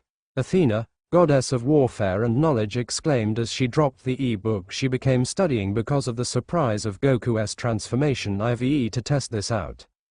Hestia widened her eyes in awe. Such white warm flames I experience like they can burn the whole lot to ash. Any other goddess on Olympus noticed the huge burst of energy. She turned into checking out her new lingerie on her complete body reflect, only for her to fall to the ground due to the pressure of Goku's transformation. What the Hades? Aphrodite, goddess of love, intercourse, and ardor, exclaimed as she got lower back up. What goes on? Display me in which all of that electricity is coming from. She ordered her complete frame mirror. The reflect showed her Goku in his extremely instinct country. As soon as she laid eyes on the Saiyan beyond God, drool escaped from her mouth as lust seeped from her eyes. Oh my chaos, who is that? Aphrodite yelled. Her eyes roamed his body, ensuring to get every inch. SS so hot. Literally. I should meet him. I should. A piece of meat like that ought to not be wasted. Is he a god? I have by no means seen him before. I need to get my fingers on him, before absolutely everyone else does. Meanwhile with Goku, the Saiyan became simply admiring his new form. That is crazy. And to assume that I nonetheless sense that there may be something beyond even this. Goku dropped returned to his base. I hold most of my paperwork a mystery for now. I don't need to be attracting any unwanted attention from any gods or different beings. Now not earlier than I am getting used to the internal workings of this world. Goku then gripped his proper fist and smirked. The match of electricity virtually opened my eyes. It showed me what I am truly able to. No way I am staying at the same level now. I am going to get stronger and stronger. I ain't stopping right here. Son Goku will need to maintain getting more potent. His presence on this world has triggered many butterfly consequences, and those goddesses were no longer the simplest ones who felt his transformation into extremely intuition. Historic evils are privy to him. Goku is going to should get even more potent if he desires to maintain the existence of this universe. The tale of Goku, the Saiyan raised on the earth, is over. Now, the story of Son Goku, the Greek Saiyan god, begins. Where is he? I swear he always gets lazy in the winter. Artemis groaned as she stood by her moon chariot, waiting impatiently for her twin brother to arrive and begin riding the sun. It was already past 7 a.m. She needed to get back to her hunters. They should be waking up soon. There was a bright flash and there appeared in all of his glory, Apollo, god of the sun, light, archery, truth, disease, plague, music, art, poetry, reason, knowledge and prophecies. He had blue eyes along with sunny and shining blonde hair. Sorry little sis, a couple things came up. For how many more millennia do I have to tell you? I came out of mother first. Artemis's eyes widened when she took a good look at Apollo. Being the god of the sun and light, he always had a brightening smile and his presence alone was able to lift the mood of any room. However, he didn't look anything like his usual self. There were large bags under his eyes, he was pale, like Hades pale, and he seemed so deprived of life and energy. As if he was about to drop any minute. Are you okay? What's gotten into you? Artemis asked worryingly. Although they bicker back and forth and disagree on a lot of things, the twin archers do still care for one another as brothers and sisters should. Apollo put on a fake smile. Me? I am fine. Everything is all right. Why do you ask? Artemis crossed her arms and frowned at her brother. Apollo, we were literally in the same womb together. If there's anyone in the world you can hide anything from, it's me. The sun god sighed in defeat. You really do know me well, Artie. Artemis gave him a cheeky grin. Of course I do. I am your big sister. Now spit it out. What is wrong? I haven't slept in like a week, Apollo said casually. What? Artemis looked at Apollo as if he had grown a second head. What do you mean, you haven't slept in a week? Why not? You know the meeting we had yesterday, where I said that every single prophecy is changing, Apollo told Artemis with the biggest monotone voice. Yes, what of it? Well, I've kind of been having these visions. They started about a week ago. In those visions, I saw a planet being destroyed. And then it showed a baby with weird spiky hair growing up to be a warrior. The visions showed me many great battles, but they all happened so fast that I wasn't really able to remember them in much detail. But by the end of the visions, I saw the same man, whose story I was watching, have silver hair and silver eyes, with a white flame surrounding him. His aura, his power, everything, was just so surreal. Apollo then dropped to his knees in exhaustion, and then last night, I felt it. The same power I felt in my visions, the same exact aura. He was here. Somewhere. I don't know where, but he was out there. It felt like the whole world was shaking at one point. Everyone must have felt that. Dad damn near had a heart attack. He immediately called me and Hermes and told us to look for the energy source. We went to where we felt it from, but as soon as it appeared, it vanished. So that's what it was. I was wondering where the tremor came from. I almost fell off of my chariot. The moon goddess then scrunched her eyes. So that's what got you worked up. The visions about the man with silver hair and eyes. Not just that. Apollo got back from his knees. This man, I think it's the same one the great prophecy is talking about. The warrior of the moon. You mean, my champion? Artemis asked with a gasp. Apollo nodded. Exactly. The one who will slay Kronos. Artemis grabbed his shoulders enthusiastically. Where did you and Hermes feel it from again? Well, now that you mention it, it was actually near where your hunters are camped at right now. Her eyes widened as color began to drain from her face. What? Don't worry, they fine. Nothing happened to them. But the energy was near there. We searched everywhere but we couldn't find the source. It's like it just vanished. Artemis sighed in relief. Thank chaos. Artemis then grew a worried face as she asked her brother another question. So the man in your visions, what exactly did he look like? Apollo hummed. Well, for starters, he had a crazy hairstyle. It pointed in every direction, like it defied gravity somehow. He was ripped too. Like think of Adonis and Hercules, but like times 10. Oh, and he always wore this orange uniform, with some weird symbol on the back and front. Kind of like a kung fu master or something. With every word Apollo spoke, Artemis's jaw began to drop as she realized her suspicions were being proven true. There was only one man with that description. Son Goku, Artemis thought. Hey, you alright? Apollo asked as he looked at Artemis with a weird look. I gotta go. My hunters need me. Make sure to get some rest. Artemis was about to flash back to camp before Apollo grabbed her arm. What is it? I told you I need to go. Artemis yelled in annoyance. Just one more thing, sis. This man I saw in my visions, he's different. Unlike any hero I've ever seen before. He's unbelievably strong but his heart is pure.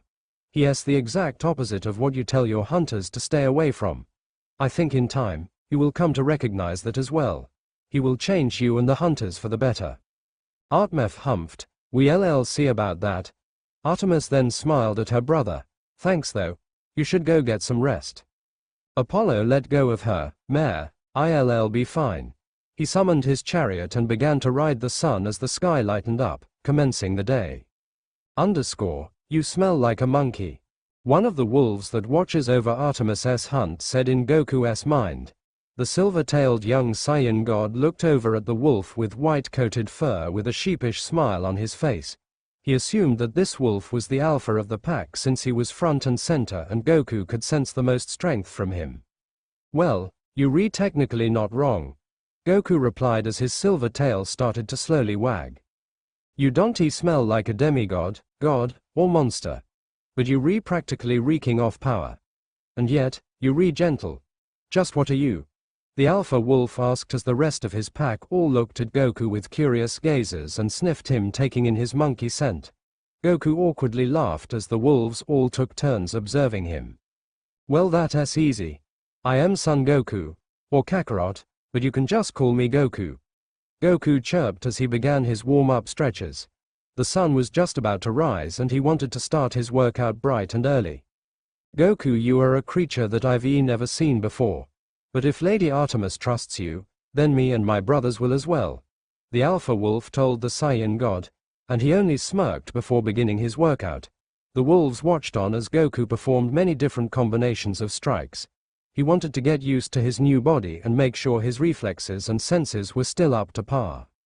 When he had tested out his transformations last night, Goku knew that there was something different about him. He had excellent practice with all of his forms and had gotten the hang of most of them, minus Ultra Instinct. But when he tested out his forms for the first time since coming into this new world, his control and strength with each transformation was so much higher than it should have been. Maybe it was because of a Zenkai boost from his injuries in the Tournament of Power, but no Zenkai had made him grow so much. Super Saiyan 3 and Blue should not have felt like his base forms. The only form he really felt any type of drawback from was Ultra Instinct. But that was to be expected since it literally was about to kill him during the Tournament of Power. But even in the Tournament of Power, his Ultra Instinct only lasted at best a minute or two. Now, that time limit has been increased to 15 minutes, and it was way stronger than in the tournament. I gotta figure out what's going on with me. The 3 old ladies told me that my body changed back to its prime, which is why I look younger. I also grew a new silver tail. It could be just that, but I know there's something more. Wait, didn't those ladies also give me some sort of string? They said I control my own fate now, whatever that means. Goku then decided to take a page out of Piccolo's book, and got into a lotus position. The Saiyan closed his eyes and began to clear his mind and meditate. Piccolo has told Goku that meditating is an excellent form of training as it allows one to look within themselves and call upon their inner power. Due to his calm state, Goku was able to practically become one with nature. He felt the presence of the plants, trees, wildlife, and the wind. He sat completely still, simply looking within himself, trying to find the answer to his new power. Birds that were flying felt attracted to Goku and landed beside him. A few of them rested on his shoulders and chirped happily. The wolves looked on in amazement as they never witnessed a mortal be so in tune with nature. They all circled around Goku and felt at ease with the Saiyan. They were drawn towards his purity and calmness that came from his meditation. Goku was connecting himself to nature itself and drawing upon the energy of it. Just like how he would do when he performs the Genki Dharma, only now he was simply absorbing the energy into himself and not outwardly to create a ball. The ki from this planet is astounding. Much more powerful and dense than the Earth I came from. It doesn't even compare. Goku mentally said to himself as he went deeper and deeper into his meditation. The deeper he went, the more dense and powerful the ki became. There was an abundance of it. The Earth itself was responding to Goku and allowing his energy to flow in. He felt the energy of the Earth touching his own. This is weird. Why does it feel like the Earth is alive? Like it has its own consciousness and soul. Goku went deeper into his trance. He saw that the Earth was in pain. Like it had been traumatized and scarred. He also sensed the vibration of loneliness, pain and suffering.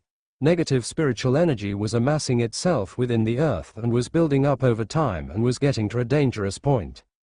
Oh no. This Earth has way too much negative ki in it. If I leave it as is, there's no telling what could happen to it. Goku decided that the best way to fix this issue was to simply share his own energy and life force with the Earth. It was only building up negativity because it had become too great and became the only energy source that it knew. Giving it his ki should help cleanse and purify it a bit. Once Goku did so, the Earth graciously accepted his offering. All of the bad energy began to dissolve itself and he felt a feeling of gratefulness from the Earth. Their two energies mixed together and he allowed the Earth to flow into him. All of a sudden, Goku felt a spike of pressure and energy in his mind. The Earth was going through his memories, experiencing his life as if it were a movie. The Earth sympathized and empathized with Goku and the Saiyan did the same as he felt memories and emotions from the entity as well. Katharos. Goku thought he was hearing things. Did the Earth just speak? Goku knew he wasn't crazy. He just heard the Earth speak. So it does have a consciousness after all. Does it have a physical form? Let me try to see it. Goku went even further in his mediation as he began to astral project. He appeared in a black void similar to that of space. He kept looking around until he sensed another presence there with him. He turned around and saw the consciousness that had spoken to him. She was a young and beautiful woman, the most gorgeous female Goku had ever seen. She had vibrant green hair and eyes. They shined just like the grass and leaves of trees. Her hair was free-flowingly long and went past her knees. Her body was thin and slender with an hourglass figure, but it was voluptuous with a large chest and plump rear. She wore a woman's ancient Greek toga, but it was brown in color, like the color of wood. All of this coupled with a perfect face that exuded the beauty of the earth. A goddess in every sense of the word. Goku stared at her for a couple of moments. It was just like meeting Artemis for the first time. He was entrapped by her beauty. Goku got a weird feeling in his stomach as he set his eyes on her. The feeling was similar to having butterflies in your stomach, but in a good way. He could already tell she was a goddess just from the way she presented herself, but Goku did sense God Ki from her. And she had a lot. It felt like having all of the energy of the planet being manifested in one person.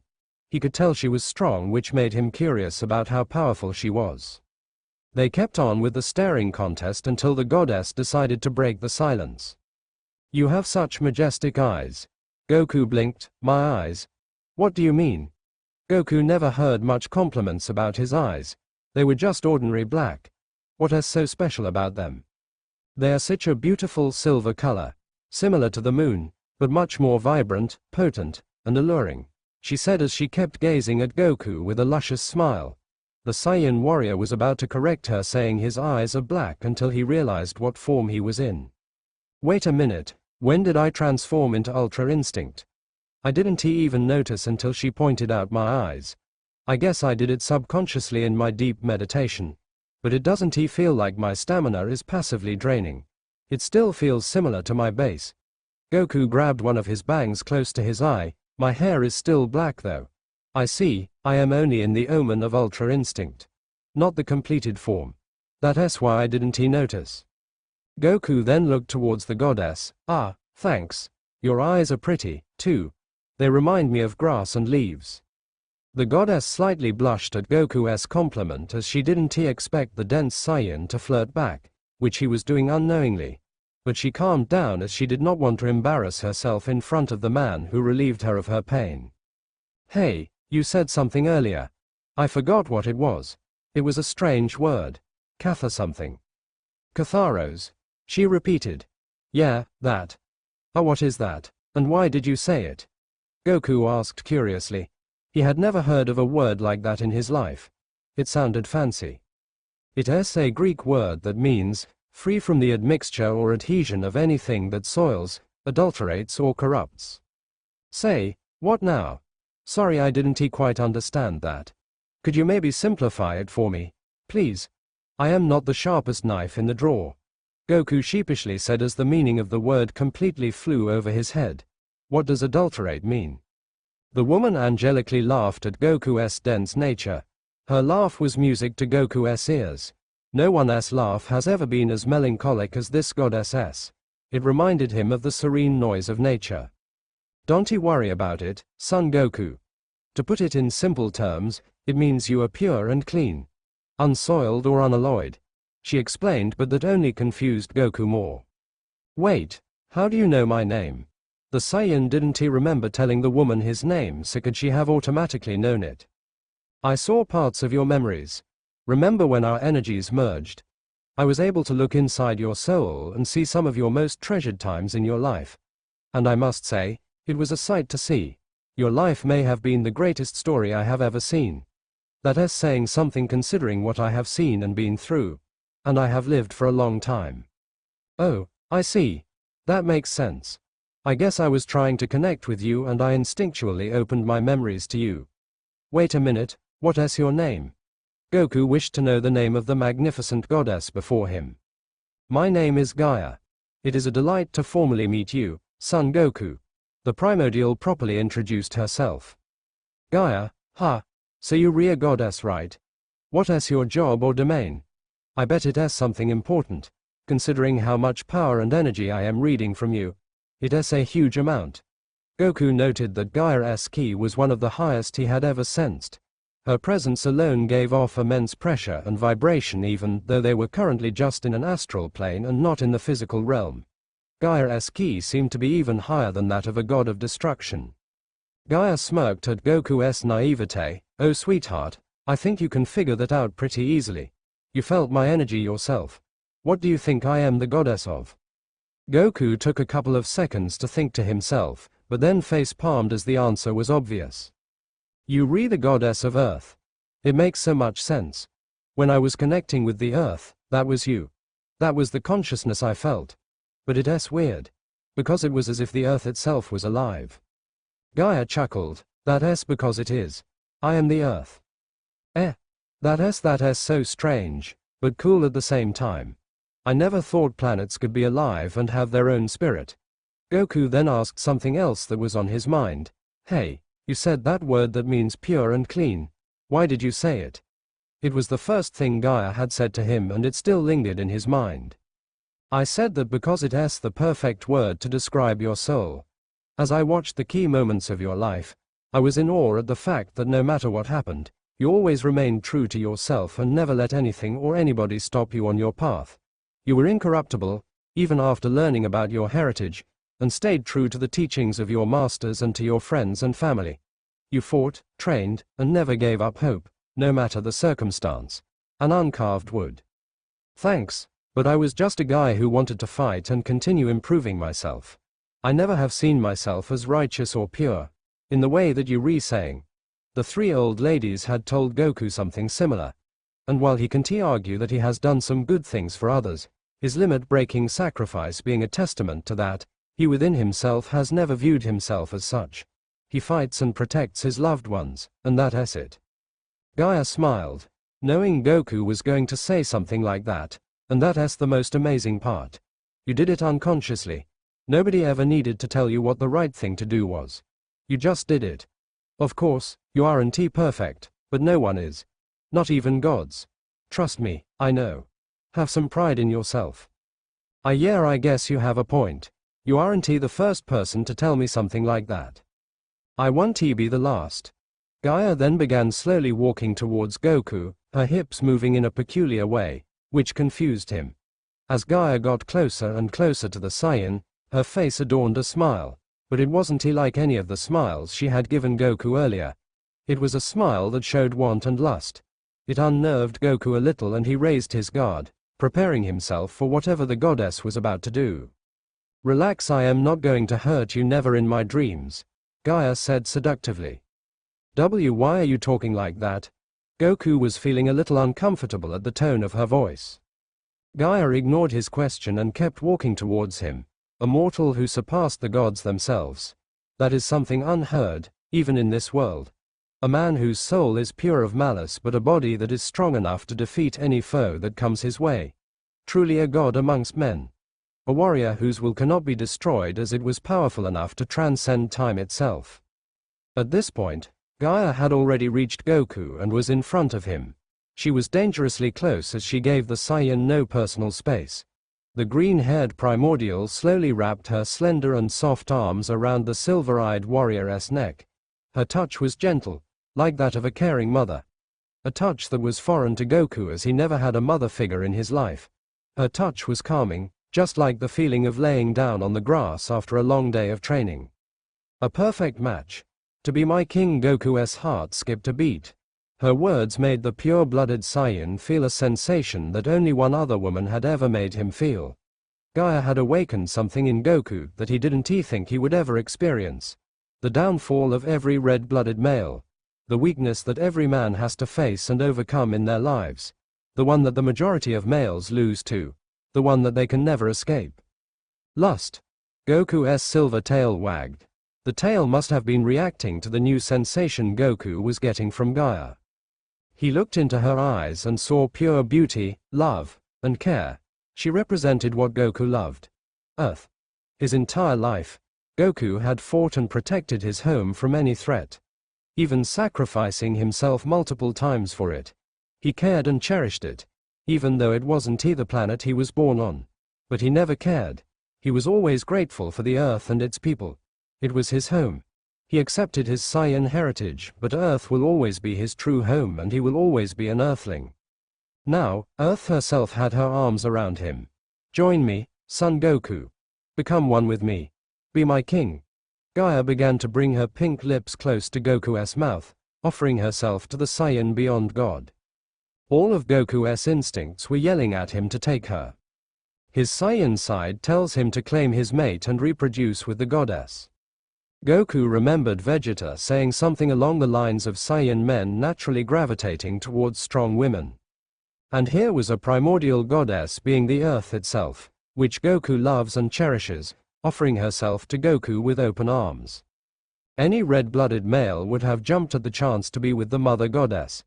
And now for the first time in his life, Goku was struggling with his own instincts. The very nature of Ultra Instinct was to stop thinking and allow your body to make the choices for you. It was obvious what his body wanted. His Omen form was pushing itself against Goku's very own will. What is happening to me? I can't control myself. How is she doing this to me? Is this a spell? No, it is not. But why am I having so much trouble resisting her? I think my body is taking over me. Goku was having an internal battle with his instinct. Mother Nature herself was closing in on Goku, as her lips were just millimeters away from his. The closer she got, the more difficult it became to resist. Any other man would have already caved. But Goku was not like any other man. He kept on struggling and struggling, not backing down to his carnal desires. Right as Gaia was about to kiss him, Goku grabbed her shoulders and pushed away with authority. I am sorry, Earth, I mean Gaia, but I have a wife, he said with a low voice as he looked down at the ground. Gaia's eyes widened in both astonishment and horror. She was astonished because every other male in the universe would have gladly taken her as their queen. To be able to resist her charms is arguably disrespectful to her womanhood. She was shocked to see such unwavering loyalty from Goku to his wife, Shishi. That was rare, especially in her pantheon where immortals were known for their countless affairs and promiscuity, from both the gods and goddesses. Rarely are they ever loyal to their spouses. But she was horrified because the one man who could love and care for her rejected her. In Gaia's mind, an act like that could only be seen as blasphemous and downright idiotic. You don't love me, son Goku? Gaia's voice faltered as she said those words. Just saying them brought so much pain to her heart. I do. I really do love you, Earth. But, I just can't. I love Shishi. This would be a betrayal to her. And I can't allow myself to do that. Goku said with pain in his voice. He was still looking at the ground. He was so ashamed that he couldn't bring himself to look Gaia in the eyes. Goku had won against his very own instincts. His will was strong enough to surpass his lust and not allow himself to betray his love for Shishi, the mother of his children. Shishi, you still attached to that mortal. You do realize that you never gonna see her again, right? You understand that, don't you? Goku didn't respond as he kept looking at his feet, avoiding eye contact with the primordial. Answer me, sweetheart. Goku clenched his fists. He looked at his own 2 feet in sadness and anger. He didn't want to answer her question, but he knew he had to. Yes. This moment was the most defeated Goku had ever felt. No villain before this had accomplished this. Then why Gaia walked back towards Goku, just as she did before, but now instead of her steps being seductive, they were now building up rage and agony. Why? Gaia once again was in front of the Saiyan, but this time she gave him a couple inches of personal space. Her green eyes locked directly on him, filled with fury and hurt. Why won't you take and love me? Gaia screamed at the top of her lungs. That shout caused the entire planet to shake for a split moment. Every living being could feel the vibration of the Earth's agony. They could feel her sadness and fury, even if they didn't know it. I already told you. I have a wife. I love Shishi. Goku responded in a monotone voice. And again, I ask you, why do you still feel attached to that mortal? Goku frowned at the way Gaia used the word mortal. Gaia, she is the mother of my children. Is that what it is? You want children. I'll give you as many as children as you want. All of them being just as precious and beautiful as Gohan and Goten. They can be whatever race you want. You can train them as much as you want. They can be warriors just like you. I know you always wanted a child to train with. But you never were given the opportunity because Shishi wanted Gohan and Goten to NE scholars. Actually, I did train Gohan for a bit, same thing with Goten. Goku corrected the goddess. But was it as much as you liked? Think about it. You could train these children much more than you ever could than with Gohan and Goten. The perfect training partners for you, an endless amount of fighting. You will be tested by our children numerous times, and as a result, you will only keep improving and becoming stronger yourself. Isn't he that your dream? Isn't he that what you desire? I could give it to you. Gaia was playing at Goku's weakness. She knew something like that would be irresistible to him. The prospect to continue fighting strong opponents and taking on students of his own, who each have the possibility of surpassing him. There was no way he was turning that down right. Goku grit his teeth, as much as I would love that the answer is still no. Gaia stared at the Saiyan. She was dreaming, right? This wasn't real life. This must be a joke. A cruel joke that the fates were playing on her. But wait a minute, the fates have no control over Goku. They gave him his string of fate. He is the dictator of his own actions. What more do you want? Gaia shrieked at the man who would dare deny her. You will be the king of the universe. We will rule this realm indefinitely.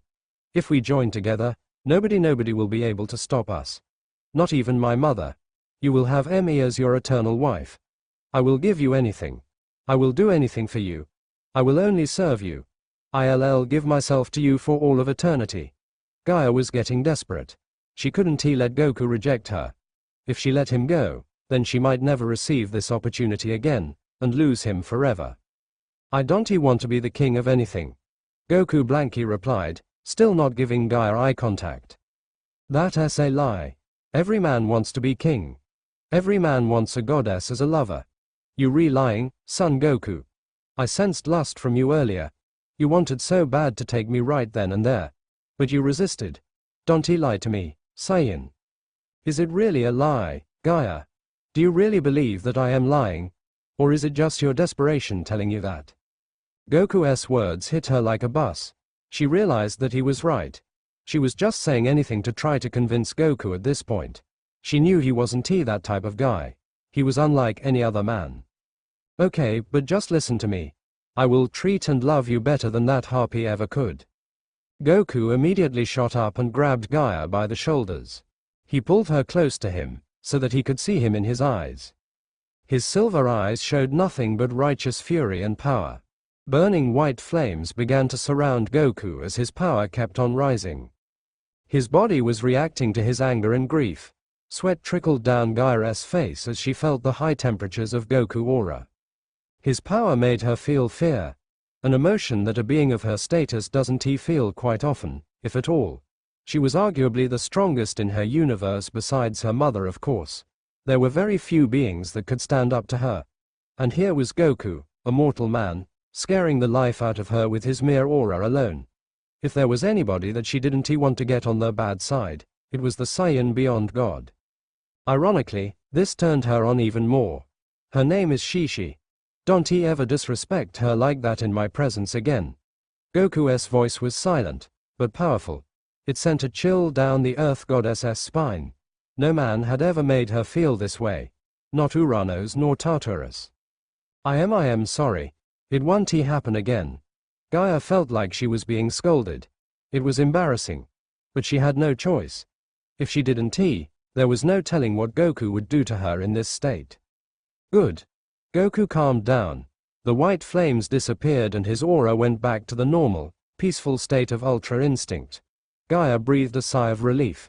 She much preferred this side of Goku. I apologize for being disrespectful towards her in front of you. I should already know that you still have love and care for her. However, my point still stands. Your wife Shishi, your sons Gohan and Goten, and everyone else that you know and love are gone. You will never be able to see them again. I empathize with your loss and grief, but you have to accept that and move on. You died a hero in your world according to them. The fates have already explained that story is over. Now it is time for your new story to begin. Shishi and the others are going to have to move on without you as well. So why can't you do the same? Gaia more calmly described the situation to Goku. Maybe her previous strategy of seduction wasn't the best way to go. She should have known that was never going to work on Goku. However, this method should make it easier for Goku to understand the reality of what's going on. Goku listened to what Gaia said, and he knew that every word that came out of her mouth was true. He knew he had to accept this new reality.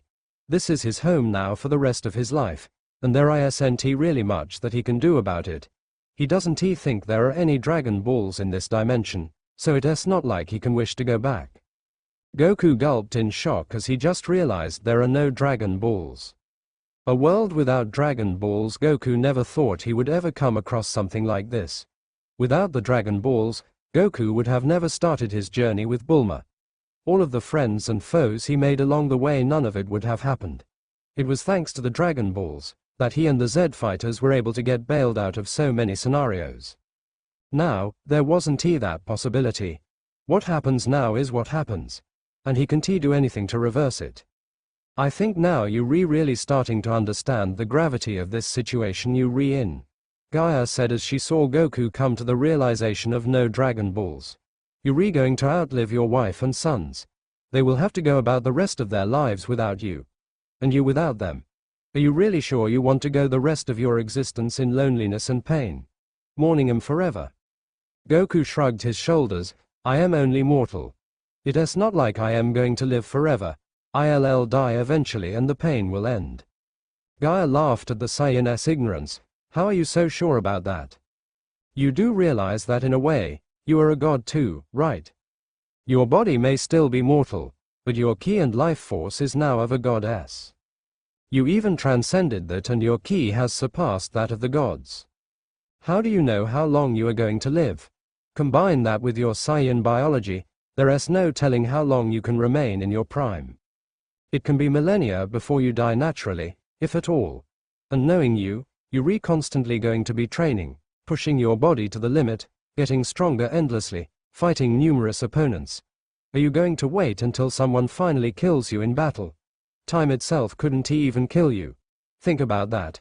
You will be in an endless cycle of pain and grief, and you won't be able to help yourself. Goku began to panic. The words of Mother Nature now seeping into him. The harsh reality of his fate. An endless cycle of mourning and pain.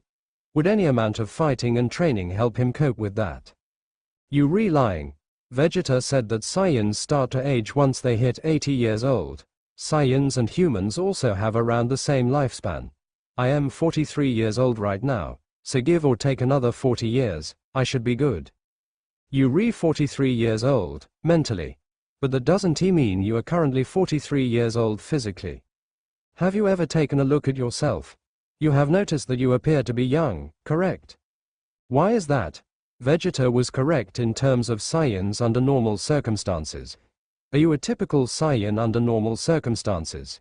Who knows what could have happened to your body when you went through the time rift? I don't believe you fully understand yet, do you? As of right now, you're in a state that not even the gods can easily master, and you redoing it so effortlessly. A normal Saiyan wouldn't be able to do that, not even in his dreams. I'll just wait until I am 80 and see for myself, and when I die, I'll see Shishi and the others in the other world. Now who's the one turning to desperation? Gaia smirked at the reaction she got from Goku when she said that. The tables have now turned in her favor just like that. Her strategy was working. She sensed that Goku was beginning to lose hope in ever seeing his old friends and family again. The torture of mourning endlessly for eons doesn't seem to be all that appealing to the Saiyan beyond God. He buried his face in his hands in disbelief. No, this can't be. I never wanted this. So why did this happen to me? It isn't fair. Goku was on the verge of tears. Gaia felt her heart break seeing the one who helped her in pain. She caressed Goku softly as she tried to calm him down. It's okay. Calm down. You're not alone. I can help. Take my offer and you won't have to deal with the mourning and grief. You'll have me and we can live out the rest of eternity together. We both get what we want. You get your cure from the pain, mourning, and suffering, along with children who you can train and cultivate into warriors, who will also be your training partners and help you get even stronger. And I get the family that I always wanted. Sounds like a fair deal, right? Now the mother goddesses had the Saiyan right where she wanted him. It was only a matter of time before he caved and accepted her as his eternal lover. Goku removed his hands from his face and looked Gaia in the eyes once again. He had calmed down, a good part of it being due to the goddess's natural maternal and caring touch. His silver eyes had the look of determination and will. Gaia rejoiced internally as she believed she had won the hero over. I will move on, Goku announced. Gaia beamed with happiness hearing his answer. I am glad that you finally saw reason, but I am going to do so on my own way. What? What did you say, my beloved? Goku sighed. You heard me, Gaia. I have to take this journey on my own. As much as I would like to take your offer, I just can't. It still feels like a betrayal to Shishi in a way. And I would be lying if I said that every part of me has already accepted that I am stuck here and there is no way to go back. Meaning that I will never see them again. I'll miss them for sure. It may hurt, and I might have trouble sleeping at night. But I will get over it. I will move on. It will take time, but I believe in myself. I'll always cherish my memories from my past life, but now it is time to create new memories. With new friends, family, teachers, and foes. Memories that will last me a lifetime. As a Saiyan, it would be disrespectful to my people and my legacy if I did anything less. Gaia stared at the Saiyan as if he had grown a second head. But Goku stared right back at her with his unrelenting resolve. His fire burned with a mighty passion and nothing in the universe could dare extinguish it. And Gaia knew this. You're making a mistake. Goku shrugged his shoulders nonchalantly. Maybe I am. This might be the stupidest decision in my entire life. I mean, I am rejecting a goddess. I think most men would call me stupid. I know for sure one would. Goku smiled as he remembered Master Roshi.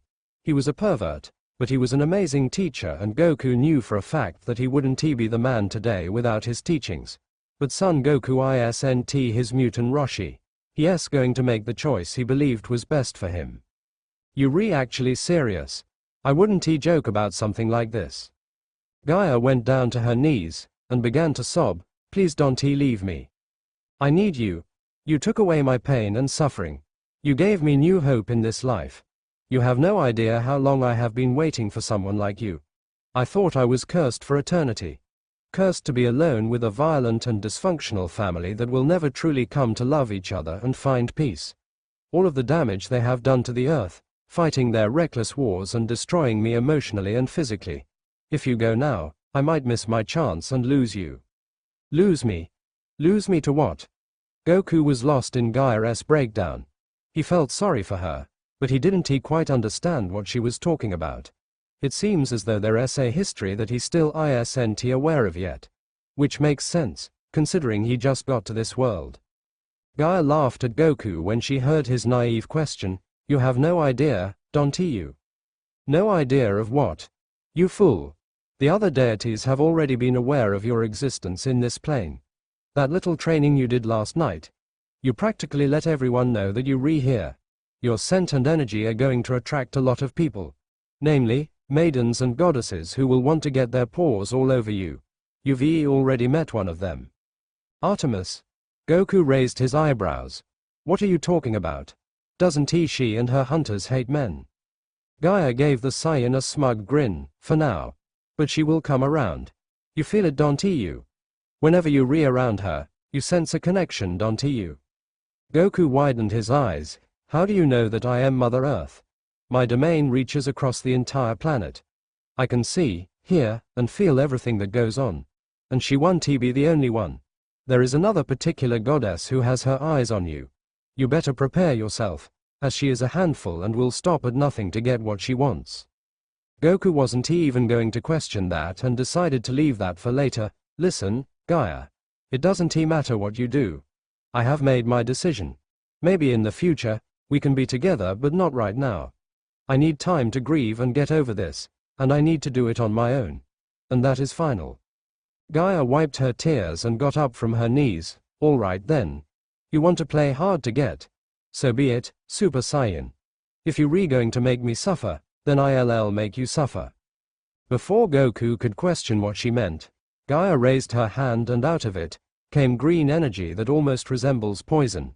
She blasted it into Goku, and the Saiyan felt a jolt of electricity go through him. What the hell was that? What did you do to me? I placed a curse on you. Since you want to move on your own, I decided to help you with that. Your male instincts will kick in now more than ever. This will create an aura that will attract women of all kinds towards you, and they will fall in love with you and you will be forced to love them. Gaia explained with a diabolical grin on her beautiful face. What? Why are you doing this to me? Isn't this the opposite of what you want? I just told you that I still have not finished grieving and yet you do this to me. Not only will you be hurting me, but you going to be hurting other innocents who don't have anything to do with this. Goku shouted at the Earth Goddess. Has she gone mad? Like I said, since you forcing me to suffer leaving me alone with no love, I am going to make you suffer by showering you with love. Of course, I would prefer keeping you all to myself, but I don't mind sharing you as long as you show me the love I desire. You should be known that rejecting my offer would only make me lust after you even more. You can't escape from me, my love. I am the earth itself. Everywhere you go, I will be watching. You can't hide from me. Everything that happens on the earth is because I allow it. I am the mother of all. Everything has come from me, except for you. But I will have you. I don't care how long it takes. And if I have to force this upon you, then so be it. You evil. Goku commented as he listened to Gaia's monologue. She was really going to do this to him, even after telling her that he didn't want this. What did he do to deserve this? Why couldn't she take no for an answer? Gaia shrugged her shoulders nonchalantly just like Goku did to her earlier. Maybe I am. But that doesn't matter to me. You could argue the same for other deities. This can hurt a lot of people. Oh well. Too bad for you, I guess you just going to have to deal with it. Be careful to not break any hearts, okay? Gaia laughed maniacally as she said that. Damn you. Goku yelled as he powered up. His white flames returned as they burned even hotter than last time. Get mad all you want. It's not gonna change anything. If anything it just turns me on even more. I am not gonna lift the curse. Unless of course, you changed your mind. Goku said nothing as he stared daggers at the primordial. His gaze did not leave hers. He knew that he was beat. She wasn't going to lift the curse no matter what. And there wasn't anything he could do about it. He wasn't going to try to beat it out of her. It would just be pointless. Plus, Goku wasn't that type of person either. Goku dropped his power and subsided his flames. Gaia smirked in victory. Didn't he think so? Fine, have it your way. I'll just have to deal with it. But I am gonna do it my own way. Even with your curse. I'll just see it as a challenge that I have to overcome, and I always overcome any challenge that comes my way. This will be no different. I'll just adapt and break my limits again and again, until it's enough.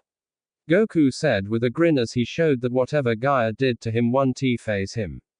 Gaia sighed and shook her head, an unwavering spirit. But I can't really complain. It's one of the reasons I fell in love with you. Good. You know not to underestimate me. I never did. But know this. Sooner or later, I will have you.